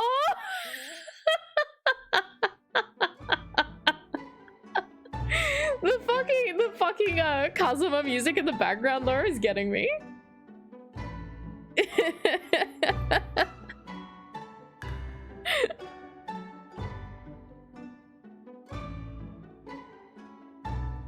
R.I.P. his top knot.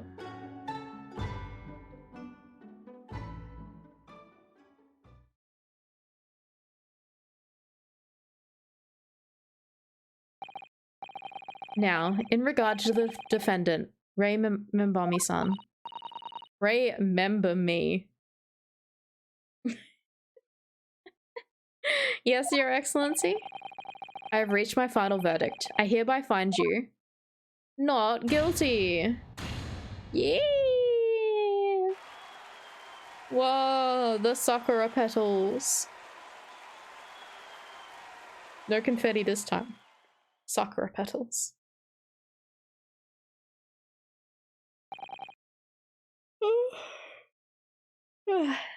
Court is adjourned. Where are they falling from? Magic.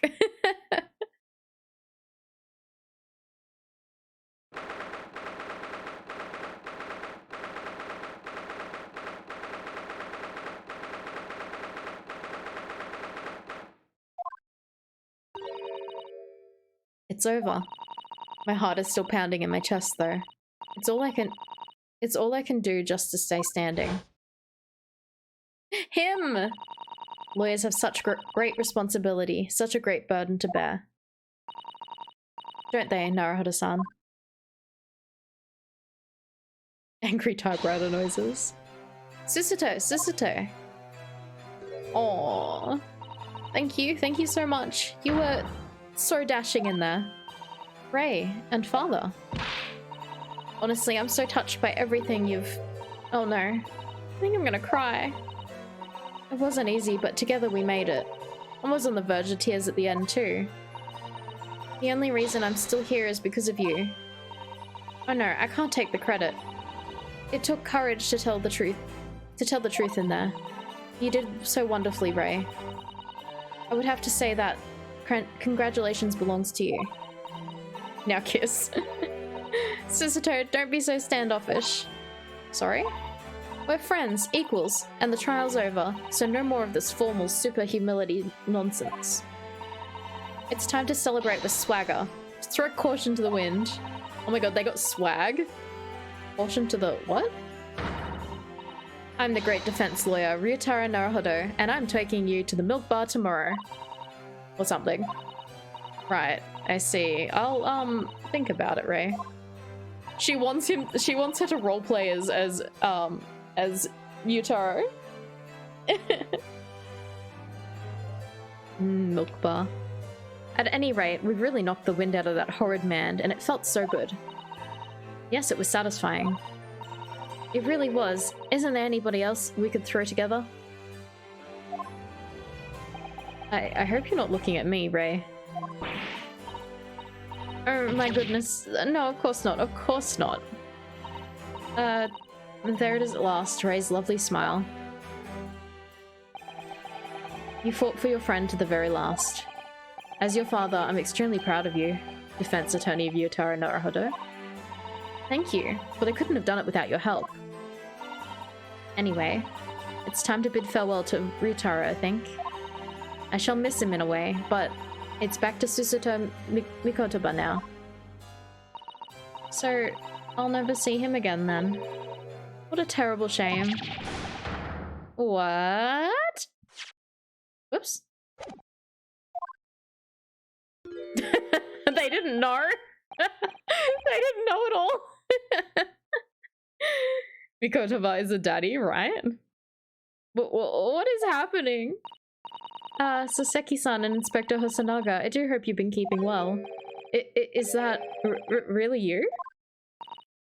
Yes, I had to change my appearance for, well, obvious reasons, I hope. But it's me. Susato Mikotoba. I don't... So dashing, so divine.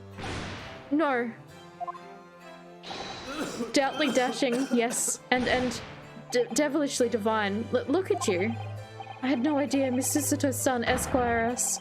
You were a locum student, Naruhodo-san's Esquire's cousin. Astonishingly astounding, ace attorney. They said it! They said it! This should have been the title. Instead of The Great Ace Attorney, it should have been Astonishingly Astounding Ace Attorney. One is simping, the other one is dying. One is dumping. One is dumpy. It's a Seki-san, he's dumpy. They did say the thing. What's Seki-san? So confused. I still remember the first time I ever met him. He was in a prison cell in London. What an extraordinary conundrum that it was that unwitting student from Japan found himself embroiled in. But after Naruhodo-san's skillful defense at the Old Bailey, Soseki-san was free to return to Japan. And now he seems to have entered himself great fame as an author. I'm stunned. That's a truly impressive disguise. Even I had no idea, and I'm Chief Inspector at the Police Bureau. Who came up with Mr. Turtle, no less? Mr. Turtle. I'm not sure you should be admitting to that, Inspector. Amazing. You're a woman of many faces, I see. Just two, really, and this was a once-in-a-lifetime event, I hope. Oh, I'm not a patch on you, though, Inspector. No, that's actually his name. His name is Naruhodo. So, Naruhodo is, actually Phoenix Wright from the original game's ancestor. So, Phoenix Wright in Japanese is also Naruhodo. So it's a really funny pun. It's just, I see. Well, I'm a professional, of course. I do worry about Inspector Hosonaga sometimes, I really do. 9 months ago, when he appeared here at the Supreme Court to testify, he was undercover, disguised as a head waiter of a restaurant.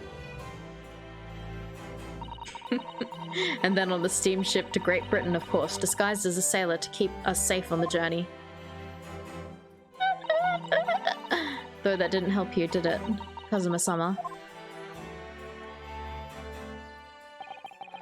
From my perspective, I had to admit that I have mixed feelings about all this. I mean, now the truth has been lost forever. What do you mean? I'm talking about the murder that English woman committed at the end of last year. Ah yes, it was an English doctor she killed, as I understand it. Dr. John H. Wilson, yes. The man I invited to Japan personally. The mystery is, why did she kill him? And now the culprit herself is dead, we'll probably never know the answer. On the voyage to Great Britain, we had almost an unexpected encounter with Mr. Herlock Sholmes, the great detective, I mean. Yes, I remember Mr. Sholmes well, of course. My arch-nemesis, how lightly you utter his name. Well, according to the stories published about him in the Adventures of Herlock Sholmes, the detective once had a partner who helped him solve crimes, a best friend. And that man was an exceptional doctor of medicine by the name of John H. Wilson. What? Dr. Wilson?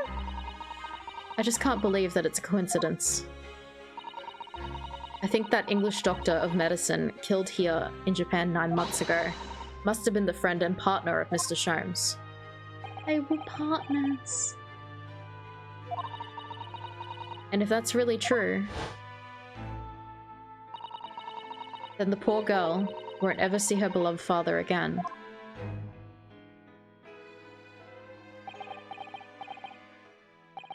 Oh my god, they were roommates.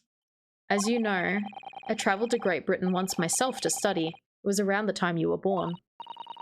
Yes, grandmother told me about it. On returning to Japan, I took up my professorship at the Imperial Yume University. I'd also serve another role as an advisor to the government on diplomatic affairs. Yes, I was aware of that as well. In that case, I'm sure you understand that there are some confidential matters I cannot divulge to you. Oh, he knows some shit. Could you just tell me one thing? Why did you summon me back to Japan? It's been 2 months now since I returned. When I left England, it was because of an urgent telegram I I had arrived. Urgent telegram had arrived from Japan. It said that you collapsed with a high fever and you were growing weaker by the day. What? Where did that news come from? That's what I'd like to know, because after that long sea voyage, I found you in fine health, Father. Was there something in Great Britain you perceived might inconvenience me in some way, or harm me? That's really the only explanation I can think of. Dear me. Do you reserve your most cutting glares for your father, Sister? I'm sorry, my dear. I simply can't. Oh, he's running. Mini Memo-san. So, one throw wasn't enough for you. I've got one last thing to say before they take me away, Professor. Me? I know the truth. I know you had a hand on what went on in that visiting student's fate. Visiting student? Giselle Brett, you mean? No, not her. Not her, the student of the law who left for Great Britain 8 months ago. What? A student of law? He must mean Kazuma-sama. What are you talking about? What does this have to do with Kazuma-sama? Nobody here in Japan knows anything about it. They don't know that the guy never made it to England, that he died on that steamship, and that he'll never... Oh my god! Judge?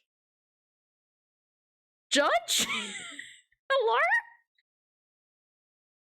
Well, I didn't expect to find him in here. What were you officers playing at? Law dispensed.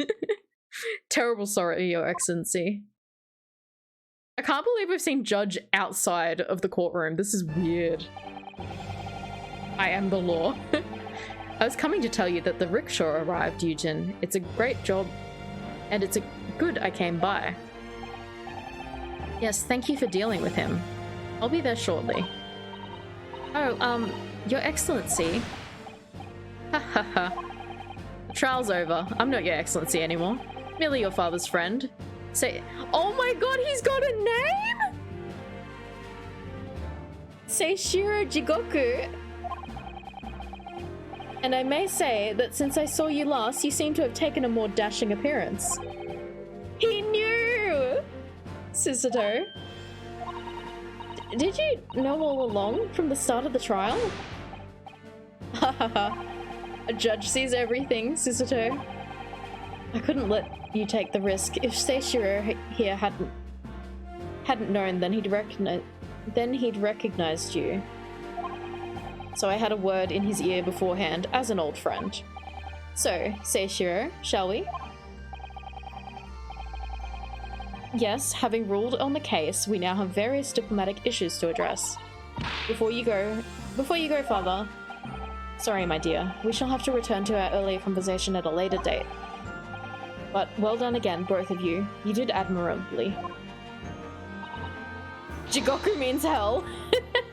What does his name mean in full? Hang on, does it... Oh, I can't view the court record. Oh, thank you so much. What did you think of my Seishiro sling, eh? It's been a while since I sent the man flying like that. Oh my god, I love how they all have like a fucking suplex move.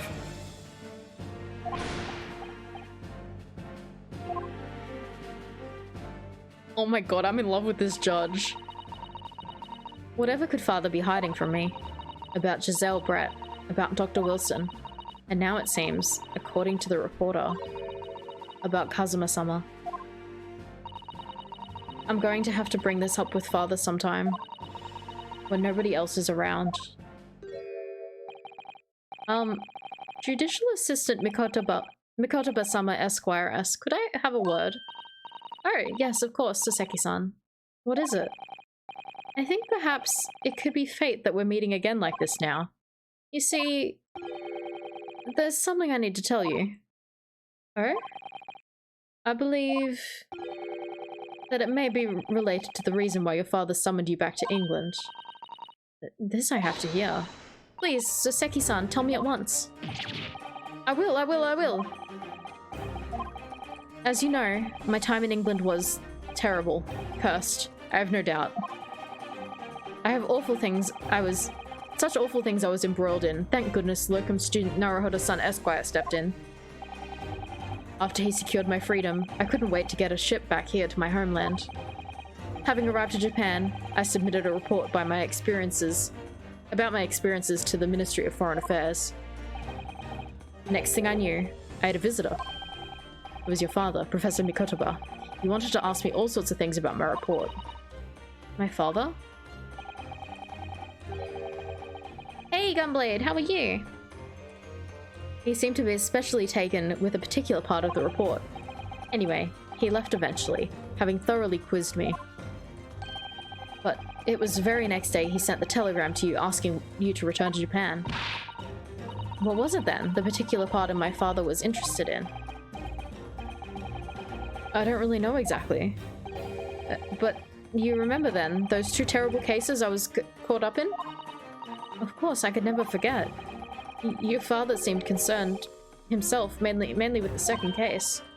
The second one, you mean? The one Mr. Shones forbade any of us talk about in public? I can't remember which case this is. Which is why the only case involving you that any member of the public is aware of is the first. Well, I don't care. I don't have to listen to what dastardly detective said. Anyway, the point is, it seems that case somehow holds key to all these curious unanswered questions. That horrific, hideous, heinous case. Case of the haunted lodgings. Oh, okay.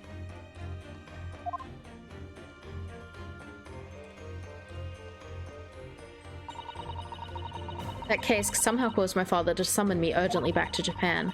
I thought that whole business was over, but it seemed I was wrong. Perhaps that was only the start. Perhaps the story is not yet told. Ooh.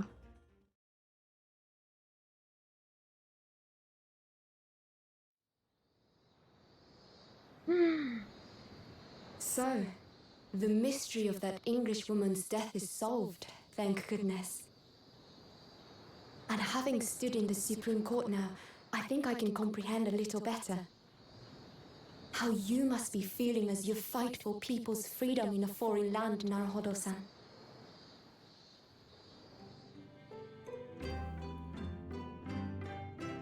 But actually, I'm writing to you today because of another matter. I met Soseki-san and we talked about that second case he was involved in. Father has said nothing to me, but I feel certain of it. That case holds the key to some great unsolved mystery. My notes on the case should still be in the office, tucked away at the back of the shelves on the left. Perhaps you might like to look over them again. Today, for the first time this year, it feels as though summer has arrived. The sky is a brilliant blue. It makes me long to see you again. Yours, Susata. I hope she can see him. See ya, Mel. Thanks for hanging out. Enjoy Charmed. I'm probably going to be finishing up now too. So we finished the case. Maybe we can have a look at the opening of the next case to get us excited. Memoirs of the Clouded Kokoro.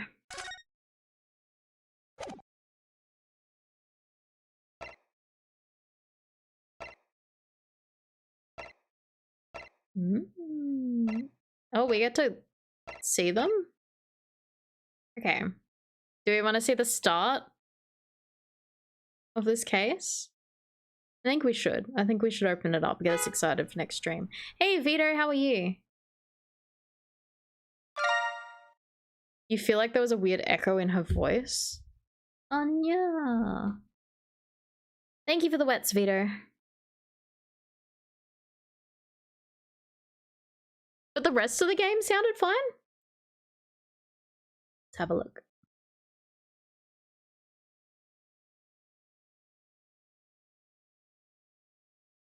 We'll look later. Okay.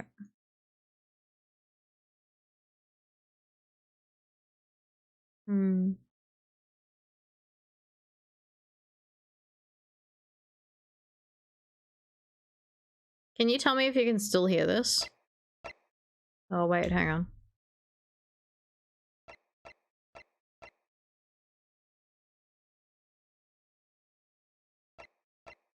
You guys can still hear this?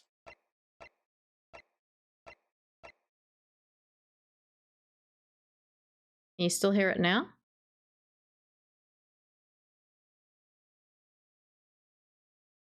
Okay, hang on. Hang on, hang on. What's going on here? What's going on here?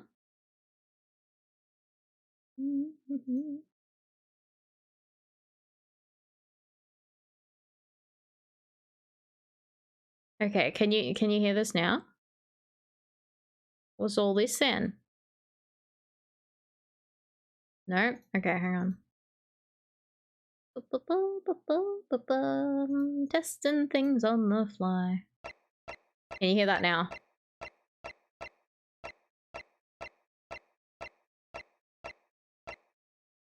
Okay. We will see. We will see. Maybe this will work. Okay. Because I played with my audio, maybe things are a little bit weird. You watched the movie? It's so weird. Did you enjoy it, Vito? I think it's a bit of fun. You gotta finish game 3 so you can get this one. Well, Vito, I don't know how much you know about these games, but I will say that there's lots of spoilers. We're gonna open up the start of this episode, so you can definitely hear this now, Bum. It's a good adaptation, surprisingly. Yeah, like it's genuinely really enjoyable. It's really enjoyable. Okay, we're gonna watch the start of this.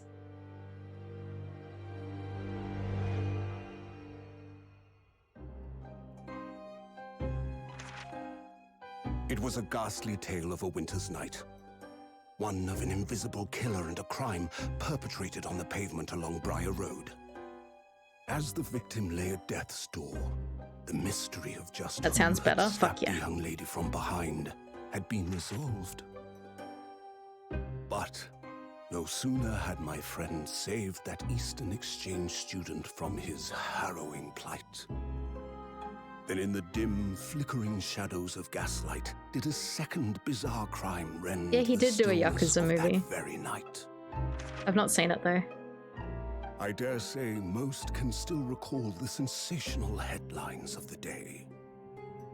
Haunted apartment of death, the condemned criminal's curse, the dread demon of coal gas. Yet, though the great detective had at once discerned the truth upon his arrival at the scene, it only proved to be the overture that announced the rising of the curtain on a most tragic play. You got it on DVD. Maybe we should watch. My name is Ryunosuke Naruhodo. I'm a fledgling lawyer just starting out on my journey. 6 months ago, I arrived as a visiting student of law, having made the long voyage across the sea from the Empire of Japan to here, London, England. And on the way, in quite extraordinary circumstances, I made the acquaintance of a world-famous detective. Currently, I reside in the attic. There's no T or D at the end. Attic of the detective's own lodgings, from where I run my legal consultancy of sorts. Consultancy. I've successfully defended a number of clients in Britain's highest court, the Old Bailey. But since a particular grueling and unforgivable legal battle 4 months ago now, I haven't returned to the courtroom. In truth, I lost my right to return. But that epic trial was just one small part of an epic tale, a tale which was now about to awaken from slumber. Thanks to a letter that arrived this morning from my homeland. Never thought you'd struggle with attic? I don't know. I've been struggling with a lot of words. I couldn't say hut before. I kept saying hunt. The amount of times that hut came up in that case was just hut. But I couldn't pronounce it. What a delicious smell wafting up the stairs. It must be nearly time for breakfast. I better go down to Mr. Sholmes' suite and say good morning to the great detective and his flatmate. Ethan Hunt.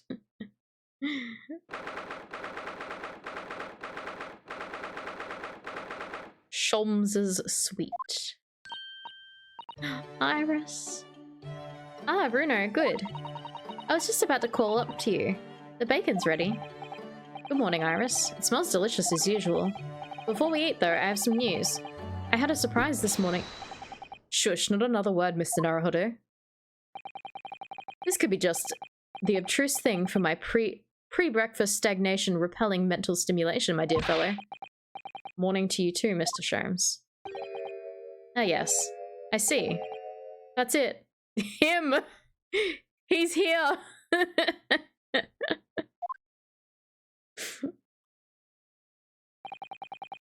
The truth is as clear as day. My faculties of observation have revealed it again.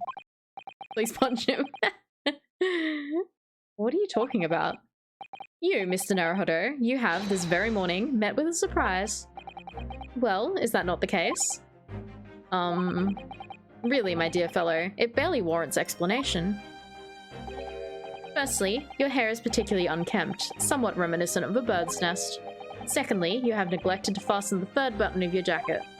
Clearly, when considered together, these two facts point to you having been flustered this morning. Can I talk now? But of course, though I don't look for admiration, you understand. My hair always looks like this. Oh, my hair always looks like this. It's been this way since I first met you. Oh, it has?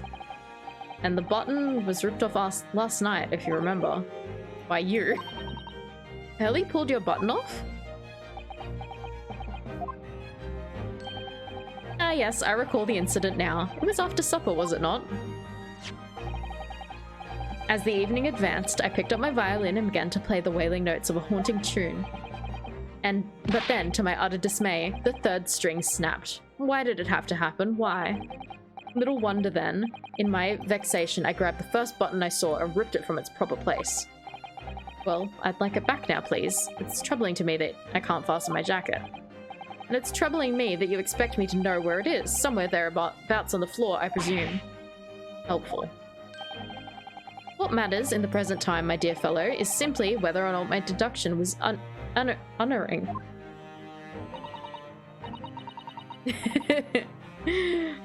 He's getting better at this crap. But Hurley, Bruno said it when he came in, didn't he? I had a surprise this morning.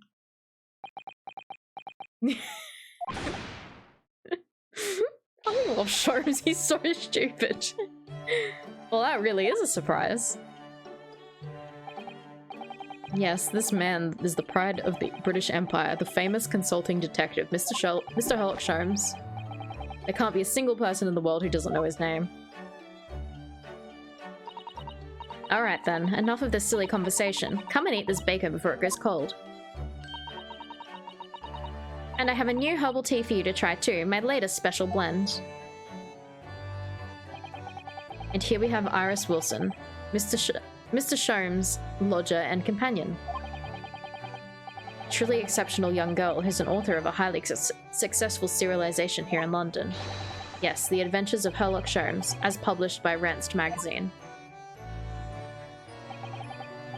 So, Mr. Naruhodo, won't you put us out of our misery? What surprised you this fine morning? Oh, well, I received a letter from Japan. Oh, from Susie you mean, was it? Really? That's right, and she had a rather startling news, in fact. Ah, intriguing indeed. You must tell us about it over breakfast. Oh yes, what fun. Oh. This is the letter that arrived from Japan this morning, by international post. Oh, how lovely. Look at Susie's beautiful writing. I wish I could read it. And how's your judicial assistant faring, may I ask? She's very well, thank you. In fact, according to what she's written, she actually appeared as a lawyer in the Japanese Supreme Court and won a case. Ah, really? Oh, isn't she wonderful? A cut above your good self, my dear fellow. I've won cases too, you know. Apparently, Mr. Natsume appeared in the trial as a witness. Natsume. No, I don't recall that name. Of course you do, we helped the man twice. You know, in those 2 cases that took place on Briar Road 6 months ago? Ah, the moustache twitchy man with the somewhat feline eyes and mustache? He didn't have 2 mustaches, Hurley. Did he say 2 mustaches? Yes, who could forget those 2 cases? They made a very deep impression on me. Although I must confess, the details are a little hazy now. A very deep impression they made on you, clearly. Why does he remind me of myself? He's like, oh, I'm like, oh yeah, I remember that. I don't remember anything about it, but I remember that. So, what was this startling news penned by Miss Susato? Do you remember the case of the haunted lodgings, Mr. Sholmes? Ah yes, it's very interesting, you know. I don't feel entirely uncertain that this case of that nature did not occur. He's totally forgotten then. Anyway, in her letter, Miss Susato asked that we read over her case notes again and investigate further. Though it took place half a year ago, for what purpose? Perhaps it's something that Mr. Natsume said to her, apparently. Because he suggested that the real reason why she was called back to Japan so suddenly might have something to do with that case of the haunted lodgings. Oh? On Mr. Natsume's return to Japan, Miss Susato's father questioned him about the case, she says, and something Mr. Natsume said appeared to trouble Professor Mikotopa, prompting him to send that telegram. Oh, that case, yes. It was very strange, wasn't it? Yes. And I had compiled the whole story to a nice neat manuscript, ready for publication too. But then Hurley here was all funny about it, remember? He was very mean. That story must not be published, he said, very mysteriously as well. Really? I said that? Are you sure? Do you perhaps know something about it as well, Mr. Sholmes? About why Miss Susato was suddenly told 4 months ago that she had to return to Japan?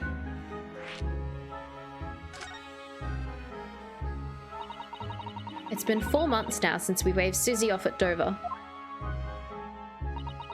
It was such a shock, wasn't it? The way she just suddenly announced that she had to go back to Japan. Indeed it was, due to a telegram she received from her homeland, I believe. That's right, telling her to return urgently. Yes, because her father had passed away. No, just that he was suffering from a high fever, the cause of which was unknown. He's not dead. But according to this letter, that news about her father's fever was just a ruse. A ruse? So Susie's daddy lied so that she'd make the voyage back home?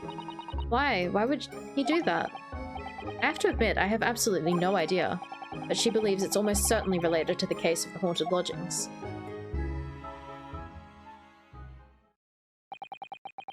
Summoning her back to Japan so suddenly like that, I wonder what Miss Susato's father is hiding. Hurley, do you know what it's all about? Oh, well, who can say? What? But you said... Please, I have engagements, my dear fellow. My calendar is quite surprisingly full today. And a stringent analysis of the matter would be excessive, I feel, even if I were quite at leisure. So, man the fort in my absence, won't you, Iris? How did he get changed? When did that happen? When did that happen? I will, Hurley, so don't worry. See you later.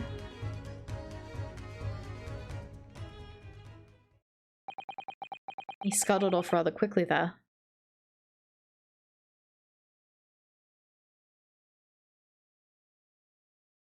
Yeah, magic headband guy. Didn't he just put on his coat? Oh, I think his vest was different. His coat, his hat, his gloves, everything. He scuttled off rather quickly there. I think perhaps Professor Mikotoba isn't the only person hiding something here. Soseki-san was involved in 2 cases, but only one of them was forbidden from being published. By, of all people, Mr. Sholmes. Aha! I found them all at last. Iris, are they... The notes about the case? That's right, Susie and I compiled them together. The case of the haunted lodgings. Do you want to read them, Runo? Absolutely. Thank you, Iris. I have no idea what secrets could still be hiding in the shadows of this case, but perhaps if I read over the notes again, something might come to light. That's the spirit. And so, Iris and I decided to read over the case notes again together.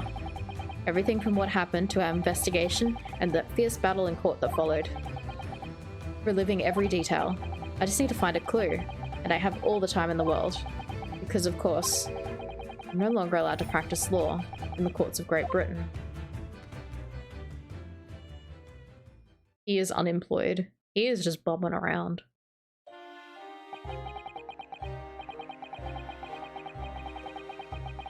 It was 6 months ago, a mysterious incident that unfolded on the wintry streets of London. A young woman was found lying in the snowy pavement of Briar Road with a knife in her back. Fortunately, her life was spared, but she was unconscious for several days following the incident. The fog was thick and nobody saw her attacker, but by a cruel twist of fate, a visiting Japanese student was walking behind her at the time and was duly arrested. That man was Soseki-san, and the man who effected his arrest was Mr. Sholmes.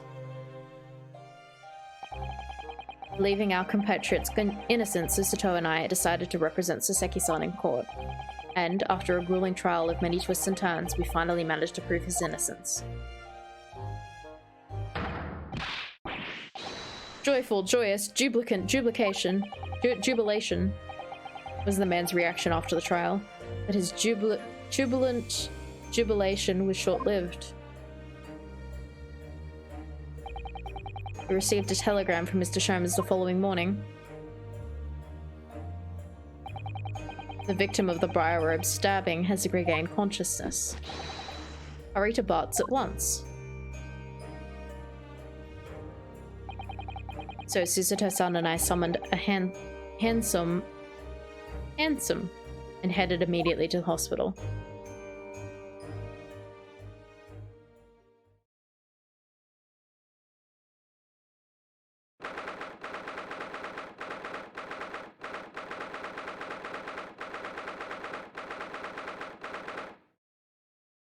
Little rat friend.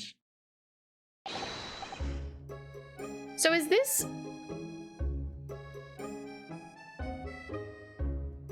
entirely a flashback? Like, is this case gonna be a flashback?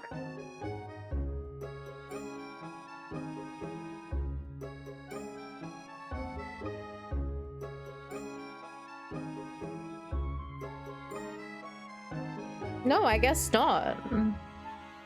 Because I was trying to think what case they were talking about. And I was like, I remember the case where he was accused of stabbing someone, but I was like, what was the second case?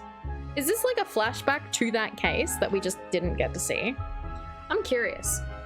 I should probably call it there though, because I don't want to get too deep into it. I was just wanting to see the start of this.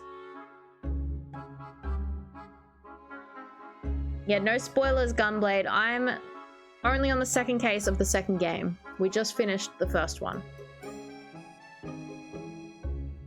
Alrighty. Alrighty. I'm gonna call it for tonight because it seems we're just getting right into it. We're getting right into it. We got the little recap of the context, and now I'm excited. We're gonna have to play. I think next Monday I'll play more. I don't know about Friday. If you got the sequence of events, that's all good. Yeah, just be careful. Because it seems a lot of things are connected.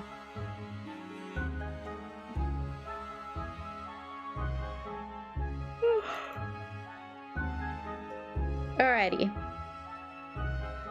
we're going to